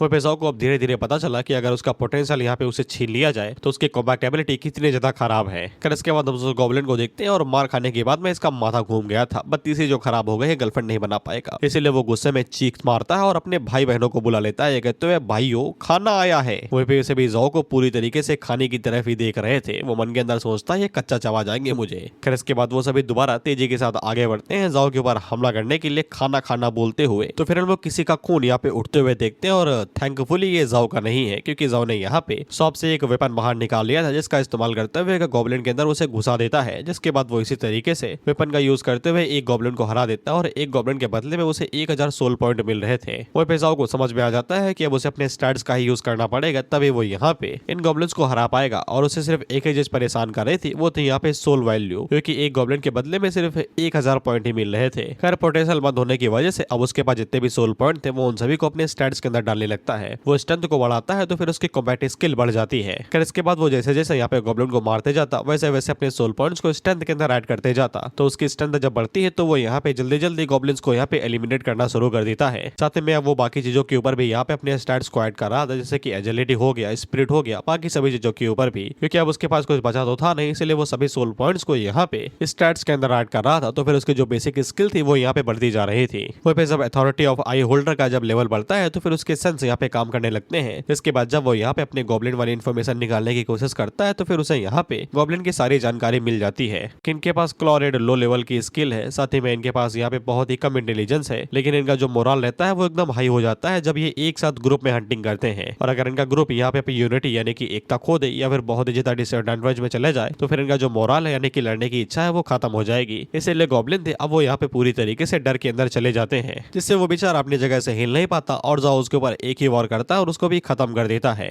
जिसके बाद अगला सीन लिन का होता है और वो अपने असिस्टेंट से पूछती है कि सारी तैयारियां अच्छे से जा रही है ना, जिसपे असिस्टेंट आगे से बताती है कि सारा काम कल तक खत्म हो जाएगा और वो दोबारा पूछती है क्या वो सच में यहाँ पे जाओ को पार्टिसिपेट करने के लिए मदद करने वाली है, और साथ ही में वो ये भी पूछ रहे थे क्या वो लोग सच में इस चीज के लिए यहाँ पे पार्टिसिपेट करेंगे। बेसिकली खतरा वहाँ पे ज्यादा होगा ना तो ये घबराए हुए हैं। लिन आगे से बताती है कि उनके पास कोई भी चॉइस नहीं है क्योंकि सारे मेजर गिल्ड फाइट करने वाले हैं और साथ में उनके एनिमी बेस के अंदर फाइट करेंगे और वो इस चीज का अपॉर्चुनिटी की तरीके फायदा उठाएंगे उन लोगों के साथ मैटर सेटल करने के लिए। अगर वो लोग यहाँ पे रेडियंस फिशर के अंदर बिल्कुल भी कंट्रीब्यूट नहीं करेंगे तो वो लोग इस बहाने से उसे यहाँ पे मजबूर करेंगे कि वो अपनी इनहेरिटेंस राइट्स के ऊपर गिव अप कर दे, इसलिए वो सभी चुपके चुपके उसे यहाँ पे टारगेट करने की कोशिश कर रहे हैं और इनकी परेशानी बढ़ती जा रही है क्योंकि जो इसके पीछे पड़े हुए हैं इनकी इनहेरिटेंस को गिव अप करवाने के लिए वो लोग यहाँ पे इनके जो मेंबर्स हैं उन्हें यहाँ पे मजबूर कर रहे हैं इनके गिल्ड को छोड़ के जाने के लिए। वही जो लोग इनके गिल्ड को छोड़ के गए थे वो चुपके चुपके जाके किसी दूसरे गिल्ड को ज्वाइन कर लेते हैं जो कि यहाँ पे इनके एनिमी का ही गिल्ड था ऑफ कोर्स। बाद में उस बंदे का नाम डॉमिंग हुई है जो कि यहाँ पे किसी बूढ़े आदमी का सबसे बढ़िया सन है जो कि अपनी एबिलिटी की बदौलत नहीं बल्कि अपने बूढ़े आदमी बेसिकली अपने ग्रैंडपा की बदौलत ही बाहुबली बनता है, इसलिए वो तो यहाँ पे परेशानी नहीं है लेकिन उसके जो कनेक्शन है वो है। खैर इसके बाद वो यहाँ पे अपनी सिस्टर यानजी से पूछती है कि बाकी लोग कैसा कर रहे हैं, जिस पे यानजी आगे से बताती है कि सब कुछ बढ़िया जा रहा है, उनकी ग्रोथ पूरी तरीके से बढ़िया है, बहुत ही जल्दी वो सब यहाँ पे बी रैंक लेवल पे ब्रेक थ्रू कर जाएंगे। खासकर एक लड़की जो कि समय यहाँ पे सोलो डंजन को क्लियर कर रही है सी रैंक की, ये है वो लड़की। By the way I don't know, जब भी मैं यहाँ पे कुल्हाड़ी देखता हूँ वो भी डुअल तो मुझे मजे आ जाते हैं। वह पिलिन अपने मन के अंदर सोचती है कि जब तक वो लोग उसके साथ खड़े हैं तो फिर शायद से वो लोग ये बैटल नहीं हारेंगे। वह पिलिन को अभी तक पता नहीं है कि जाओ ये सब काम बचपन में किया करता था, इतने समय वो हाई लेवल की डंजन क्लियर कर रहा है, तो इसको यहाँ पे जाओ की चिंता हो रही थी कि शायद से जाओ पे रेडियंस फेयर्स के अंदर थोड़ा सा परेशान न हो जाए और उसे कुछ सीखने को मिल जाए। वह पियान से आगे से कहती है कि जोसन बढ़िया जा रहा है लेकिन उसका लेवल, पिलिन आगे से बताते हैं कि चिंता न करो, मैं उसे लॉजिस्टिक्स टीम के साथ में डाल रही हूँ जहाँ पे कोई भी खतरा नहीं रहेगा। उसका लेवल भले ही हाई नहीं है लेकिन वो फिशर के अंदर थोड़ा बहुत तो ग्रो कर ही लेगा, वो एक पावरफुल एसेट है, हम उसे इग्नोर नहीं कर सकते हैं। खैर इसके बाद हम लोग उस पावरफुल एसेट को देखते हैं जिसने गॉब्लिन्स की पूरी तरीके से लंका लगा दी थी। ये बेचारे गॉब्लिन्स भी कह रहे होंगे कि कहां से आ गए ये दरिंदा, क्योंकि लाशें हर तरफ पड़ी हुई थी। वह बॉस बाहर निकलता है जो कि जॉ को बताता है कि इन गॉब्लिन्स का जो ऑरा है वो पूरी तरीके से अजीब सा है। वो जॉ को बताता है कि यहाँ का जो एनवायरमेंट है और जो मॉन्स्टर है वो पूरी तरीके से फिशर की तरीके दिख तो रहे हैं, लेकिन इनका जो एसेंस है वो पूरी तरीके से अलग है। बॉस को यही लगता है क्योंकि ये यहाँ पे जो फिशर है वो फ्रेगमेंट फिशर है जो कि शॉप से ली गई है, तो फिर इसका जो कनेक्शन है वो क्रिएशन अथॉरिटी के साथ में होगा। और तब जाके जॉ को समझ में आ जाता है कि इसलिए यहाँ पे जो सोल पॉइंट मिल रहे हैं वो इतने ज्यादा कम मिल रहे हैं। अब अपने घर पे ही तुम काम करके पैसे मांगोगे तो फिर कम तो ही देंगे ना, या फिर देंगे भी नहीं अगर मेरा वाला घर है तो। वह जॉ सोचता है कि चलो कम से कम इनके मटेरियल ही हार्वेस्ट कर लो, तो सिस्टम वो भी मना कर देता है। तो चूना नहीं साले, हमारा ही घर का मामला है, घर का माल चोरी करके घर में ही बेचोगे। हालांकि जॉ की किस्मत थोड़ी सी अच्छी थी क्योंकि उसके पास लकी हंटर वाला जो नेकलेस था उसकी वजह से ये मॉन्स्टर थोड़े बहुत क्रिस्टल तो ड्रॉप कर रहे थे, जिनको अगर वो सिस्टम के अंदर दोबारा कंज्यूम कर ले तो फिर सिस्टम उसे यहाँ पे 600 सोल पॉइंट दे देता है, जिसका इस्तेमाल करके वो यहाँ पे बाकी चीजों को अपग्रेड कर पा रहा था। थोड़े से इंप्रूवमेंट सही, लेकिन थोड़ा तो इंप्रूव हो रहा है ना, कुछ ना कुछ से तो कुछ ही बेहतर। वह जॉ को अभी तक कोई भी ट्रेजर हॉल नहीं दिखा था जो कि मिशन से रिलेटेड है, तो फिर उसे थोड़ा सा आगे बढ़ना था। वह जॉ जब सोच ही रहा था कि चलो थोड़ा सा आराम कर लेते हैं क्योंकि मिशन यहाँ पे हिडन है, लेकिन उतने में ही कोई उसके ऊपर यहाँ पे एरो से शूट करता है जिसको जॉ इजीली पकड़ लेता है क्योंकि सेंसर सब पहले से शार्प हो चुके हैं। जिसके बाद जब वो अपने सामने देखता है तो फिर यहाँ पे और भी कई सारे गॉब्लिन्स आ चुके थे, जिनमें से गॉब्लिन बेज भी था, गॉब्लिन असैसिन भी था और गॉब्लिन आर्चरर भी था। एक कम नहीं था तो फिर गॉब्लिन वॉरियर भी आ जाता है। ये इसे सांस लेने नहीं दे रहे।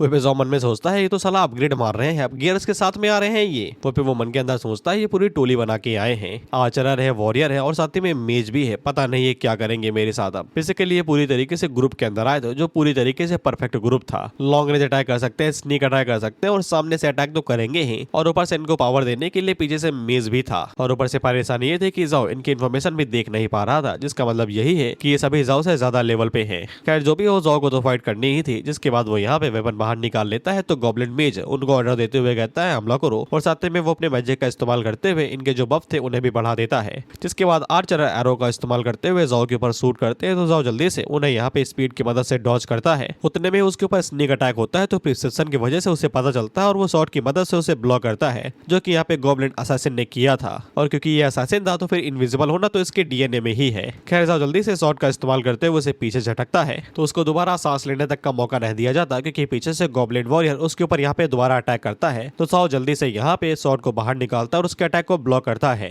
वो पे जाओ को बताता है कि इनके पास कॉम्बैट स्किल है, लेकिन इनके जो स्टैट्स है वो इतने ज्यादा हाई नहीं है। अगर वो थोड़ा सा फोकस करे तो वो अपनी करंट एबिलिटी के हिसाब से इनको हैंडल कर सकता है। लेकिन उतने में ही हम लोग यहाँ पे गॉब्लिन वॉरियर को देखते हैं और इसकी मांसपेशियां बाहर निकलने लगते हैं और इसकी बॉडी ग्लो करने लगती है। तो ये जाओ के ऊपर भारी पड़ने लगता है क्योंकि इसकी स्ट्रेंथ बढ़ रही थी, जो कि ऑफ कोर्स मेज की वजह से हो रहा था क्योंकि वो इन्हें यहाँ पे बफ दे रहा है। इसलिए जाओ को सबसे पहले यहाँ पे गॉब्लिन मेज एक सीमन को निपटाना पड़ेगा, तभी वो यहाँ पे जीत पाएगा। उतने में ही गॉब्लिन वॉरियर उसकी शॉट को उससे दूर कर देता है और उतने में स्नीक अटैक करने के लिए गॉब्लिन असैसिन आ रहा था जो उसके ऊपर हमला करता है। तो जाओ जल्दी से आर्मर को बाहर निकाल के उसे यहाँ पे ब्लॉक करता है, लेकिन गॉब्लिन असैसिन रुकने का बिल्कुल भी नाम नहीं ले रहा था। वो लगातार यहाँ पे कट्स मारे ही जा रहा था। वो जाओ को पता चलता है कि यहाँ पे इनके जो वेपन है इन्हें खास तरीके का एडवांटेज देते हैं, इसलिए जाओ भी एक डिफरेंट टाइप के वेपन का इस्तेमाल करता है जो कि यहाँ पे उनके काउंटर में इस्तेमाल किया जा सके। और ऑफ कोर्स ये फैंटेसी है तो फिर ये डैगर इस्तेमाल करेंगे ही, तो ये डैगर ही बाहर निकालता है और गॉब्लिन असैसिन के साथ में फाइट करते हुए उसके डैगर को उसके हाथों से छुड़वा देता है। वो जाओ ने जो टेक्निक इस्तेमाल की थी उसने जानबूझ के किया था। जो उसने डैगर छुड़वाया था वो उसके ऊपर हिट मार के उसे यहाँ पे सेमन की तरफ फेंकता है, जो कि डायरेक्ट सेमन के मुंह में घुसने वाला था। तो सेमन जल्दी से यहाँ पे अपने स्टाफ का इस्तेमाल करता है उसे ब्लॉक करने के लिए, जिससे सेमन को जो स्टाफ था वो टूट जाता है, यानी कि इसका जो बफ था अब वो खत्म हुआ, इसलिए ये कमजोर पड़ जाते हैं और जाओ डैगर का इस्तेमाल करते हुए गॉब्लिन असैसिन को यहाँ पे खत्म कर देता है। उतने में वॉरियर हमला करने को आगे बढ़ता है तो जाओ ग्रेट शॉट को बाहर निकालता है और उसके ऊपर यहाँ पे एक जोरदार स्लैश मारता है, जिससे वो उसकी मुंडी को ही 20 से 2 हिस्सों में उड़ा देता है, बेसिकली एक तरबूजा फोड़ देता है। खैर इसके बाद जो गॉब्लिन आर्चर थे वो उसके ऊपर यहाँ पे एरो से शूट करते हैं क्रॉसबो का यूज करते हुए। तो जाओ इस बार शील्ड बाहर निकालता है और वो इजीली यहाँ पे इस बार उनके एरो को ब्लॉक करते हुए तेजी के साथ उनकी तरफ आगे बढ़ता है और उनके करीब पहुंचने के बाद में वो उनके ऊपर जैसे स्लैश मारने की कोशिश करता है तो इनके पास भी एक शील्ड वाला गॉब्लिन था, तो वो अटैक ब्लॉक करने की कोशिश करता है, कोशिश करते हैं क्योंकि अगले ही पल 3-4 आ जाते हैं। तो फिर जाओ का जो अटैक था वो पूरी तरीके से बेकार चला जाता है क्योंकि वो यहाँ पे शील्ड ब्लॉक कर लेते हैं अटैक को। तो फिर जाओ एक डिफरेंट टाइप का वेपन इस्तेमाल करता है जो कि यहाँ पे वॉर हैमर था, और देखने से ही पता चल रहा है कि ये शील्ड तोड़ने के लिए ही बनाया गया है। इसलिए जब वो इसका इस्तेमाल करता है तो वो इजीली यहाँ पे शील्ड को तोड़ते हुए उन गॉब्लिन्स को मार गिराता है और उसे 3000 सोल पॉइंट्स मिलते हैं, जिसको देखते हुए गॉब्लिन मेज काफी ज्यादा घबरा जाता है और डर के मारे यहाँ से भागना शुरू कर देता है। तो जाओ पीछे से उसके ऊपर यहाँ पे शॉट से हमला करता है और उसको मार गिराता है और उसने शॉट फेंक के मारी थी। और भाई तो अगर तुम लोग सोच रहे हो कि ये वेपन कहाँ से बाहर निकाला है, तो इसके पास यहाँ पे खुद की शॉप है, तो ये वही से ही बार बार खरीद रहा है। खैर गॉब्लिन मेज को मारने के बदले में उसको यहाँ पे 7000 सोल पॉइंट्स मिलते हैं। और जैसा कि मैं दोबारा बोलना चाहूंगा कि ये इसे सांस लेने तक का मौका नहीं दे रहे, क्योंकि वो जैसे ही इन्हें खत्म करता है तो फिर यहाँ पे और भी कई सारे गॉब्लिन्स भागते हुए आते हैं, जो कि जाओ को चारों तरफ से घेर लेते हैं। तभी जाओ आगे से स्टेमिना पोशन बाहर निकालता है और उसे पी लेता है। साथ ही में उसकी स्पिरिट और स्टेमिना रिकवर हो जाता है पीने के बाद में, और वो दोबारा फाइट करने के लिए रेडी हो जाता है, क्योंकि उसे पता है कि ये उसे चैन से सोने नहीं देंगे। वो पे जाओ उन लोगों से कहता है कि जैसे तुम्हारी मर्जी, अगर तुम्हें नहीं सोना है तो फिर मैं भी नहीं सोऊंगा। वो पे जाओ के पास यहाँ पे दो मिशन थे। पहला तो वो ट्रेजर हॉल वाला था, जो कि यहाँ पे शहर के अंदर जाने के बाद में होगा, और दूसरा हिडन मिशन था, जिसके लिए उसे यहाँ पे सिर्फ अगले दिन तक जिंदा रहना था, क्योंकि ये उसे सांस लेने तक का मौका नहीं दे रहे। फिर इसके बाद अगला सीन अगली सुबह का होता है, जहाँ पे हम लोग देखते हैं कि पूरी तरह गॉब्लिन्स की लाशें बिछी पड़ी हुई थी। वहीं पे हम लोग जाओ को देखते हैं, और ऑफकोर्स स्कूल बनाने के लिए उन्हीं के ऊपर ही बैठा हुआ था, जहाँ पे इसकी वेपन्स की धज्जियां पड़ी हुई थी। वहीं पे ये पोशन पीते हुए खुद को यहाँ पे जिंदा रखने की कोशिश कर रहा था। वहीं पे बॉस बाहर निकल के जाओ से कहता है, मुझे तो यकीन नहीं हो रहा कि तुम जिंदा बच गए, मुझे लगा कि ये तुम्हारा मरण दिवस है। जिस पे जाओ से कहता है, शुभ से बोलो मालिक, अगर मैं निपट गया तो फिर आप किसी भी काम के नहीं रहेंगे, दूसरा बंदा ढूंढना पड़ेगा आपको। खैर जाओ का जो हिडन मिशन था वो यहाँ पे कंप्लीट हो जाता है, तो फिर उसको यहाँ पे रिवॉर्ड दिया जाते हैं, और उसका नया रिवॉर्ड एक टैलेंट था जिसका नाम यहाँ पे मिस्ट था। जिसको यहाँ पे उसको एक नई स्किल मिलती है जिसका नाम स्पिरिट एनस्लेवमेंट था। नाम से ही पता चल रहा है कि ये आत्मा को गुलाम बना ले। डिस्क्रिप्शन में यही बताया जाता है कि इस स्किल का इस्तेमाल करके तुम यहाँ पे एक सोल को कमांड दे सकते हो जो मर चुकी हो। बेसिकली मरे हुए इंसान की ही तो सोल होगी ना, जिसके बाद तुम उस सोल को अपना गुलाम बना सकते हो, और उस सोल के पास उसकी मेमोरीज और उसकी एबिलिटीज होंगे जब वो जिंदा हुआ करते थे। वो पे सोल पॉइंट्स का इस्तेमाल करते हुए ये एबिलिटी भी एनहांस हो जाती है। वो पेजाओ को पता चलता है कि ये हिडन रिवॉर्ड उसका नई एबिलिटी है, जो कि शायद से इसकी सेकंड अवेकनिंग है, तभी तो उसके पास सेकंड पोटेंशियल आया। खैर इसका पहला यहाँ पे जो रिवॉर्ड था वो अपोसल था, जो पहली बार अवेकनिंग में आया था, और उसकी अवेकनिंग में यहाँ पे ये वाला आया है जिसका नाम मिस्ट है। तो बॉस यहाँ पे जाओ को बताता है कि इसमें अजीब कुछ भी नहीं है। जो अथॉरिटी तुम पोजेस करते हो यहाँ पे कई सारे डीमंस गॉड के द्वारा बनाई गई थी, वो कभी एक था ही नहीं। इसलिए तुमने जब अपोसल यहाँ पे अवेकन किया तो वो एक डीमन गॉड था, इसलिए तुम्हारे पास कई सारी एबिलिटीज होंगी। जाओ बोलता है कि ऐसा है क्या? तो बॉस आगे से बताता है कि खुद ही सोचो, ये काफी ज्यादा अजीब बात है कि तुम्हारा पहले इन अजीब गॉब्लिन्स के साथ सामना हुआ, जिसके बाद जब तुमने इन्हें हराया तो फिर तुम्हें यहाँ पे एक मिस्ट एबिलिटी मिली। इसका मतलब यह है कि सतोथ डीमन गॉड ऑफ क्रिएशन काफी ज्यादा अजीब बंदा है, वो कुछ भी कर सकता है। खैर जो भी हो, अगर तुम ताकतवर बनते हो तो मेरे लिए बढ़िया चीज यही है, क्योंकि वो यहाँ पे अबायस का इस्तेमाल नहीं कर सकता है, तो फिर जाओ यहाँ पे मिस्ट का इस्तेमाल करते हुए स्पिरिट एनस्लेवमेंट का इस्तेमाल करता है, तो फिर वो यहाँ पे जो गॉब्लिन मेज मारा था उसके स्पिरिट को दोबारा जिंदा कर देता है। वहीं पे जब वो एबिलिटी का यूज करता है तो फिर मिशन में कोई भी दिक्कत नहीं आती, यानी कि वो पूरी तरीके से सही है। और इसीलिए मैंने बोला था कि भाई के पास संग जिन्वो वाली भी शक्तियां हैं। हाँ बस यहाँ पे जो रंग रूप है वो पुराने जैसा ही है, काला और बैंगनी नहीं हुआ। खैर मुझे ये दिखाना था जो मैंने तुम्हें दिखा दिया, तो अभी के लिए ये वीडियो यहीं पे ही खत्म होती है। अब हम लोग इन सभी का इस्तेमाल नेक्स्ट एपिसोड में देखेंगे, जो शायद से मैं नहीं डालूंगा। 5 ही चैप्टर बचे हुए, तो फिर 5 चैप्टर के अंदर नहीं बनेगी, तो मैं फेटेड विलन की वीडियो लाने वाला हूँ। अभी के लिए बाय बाय।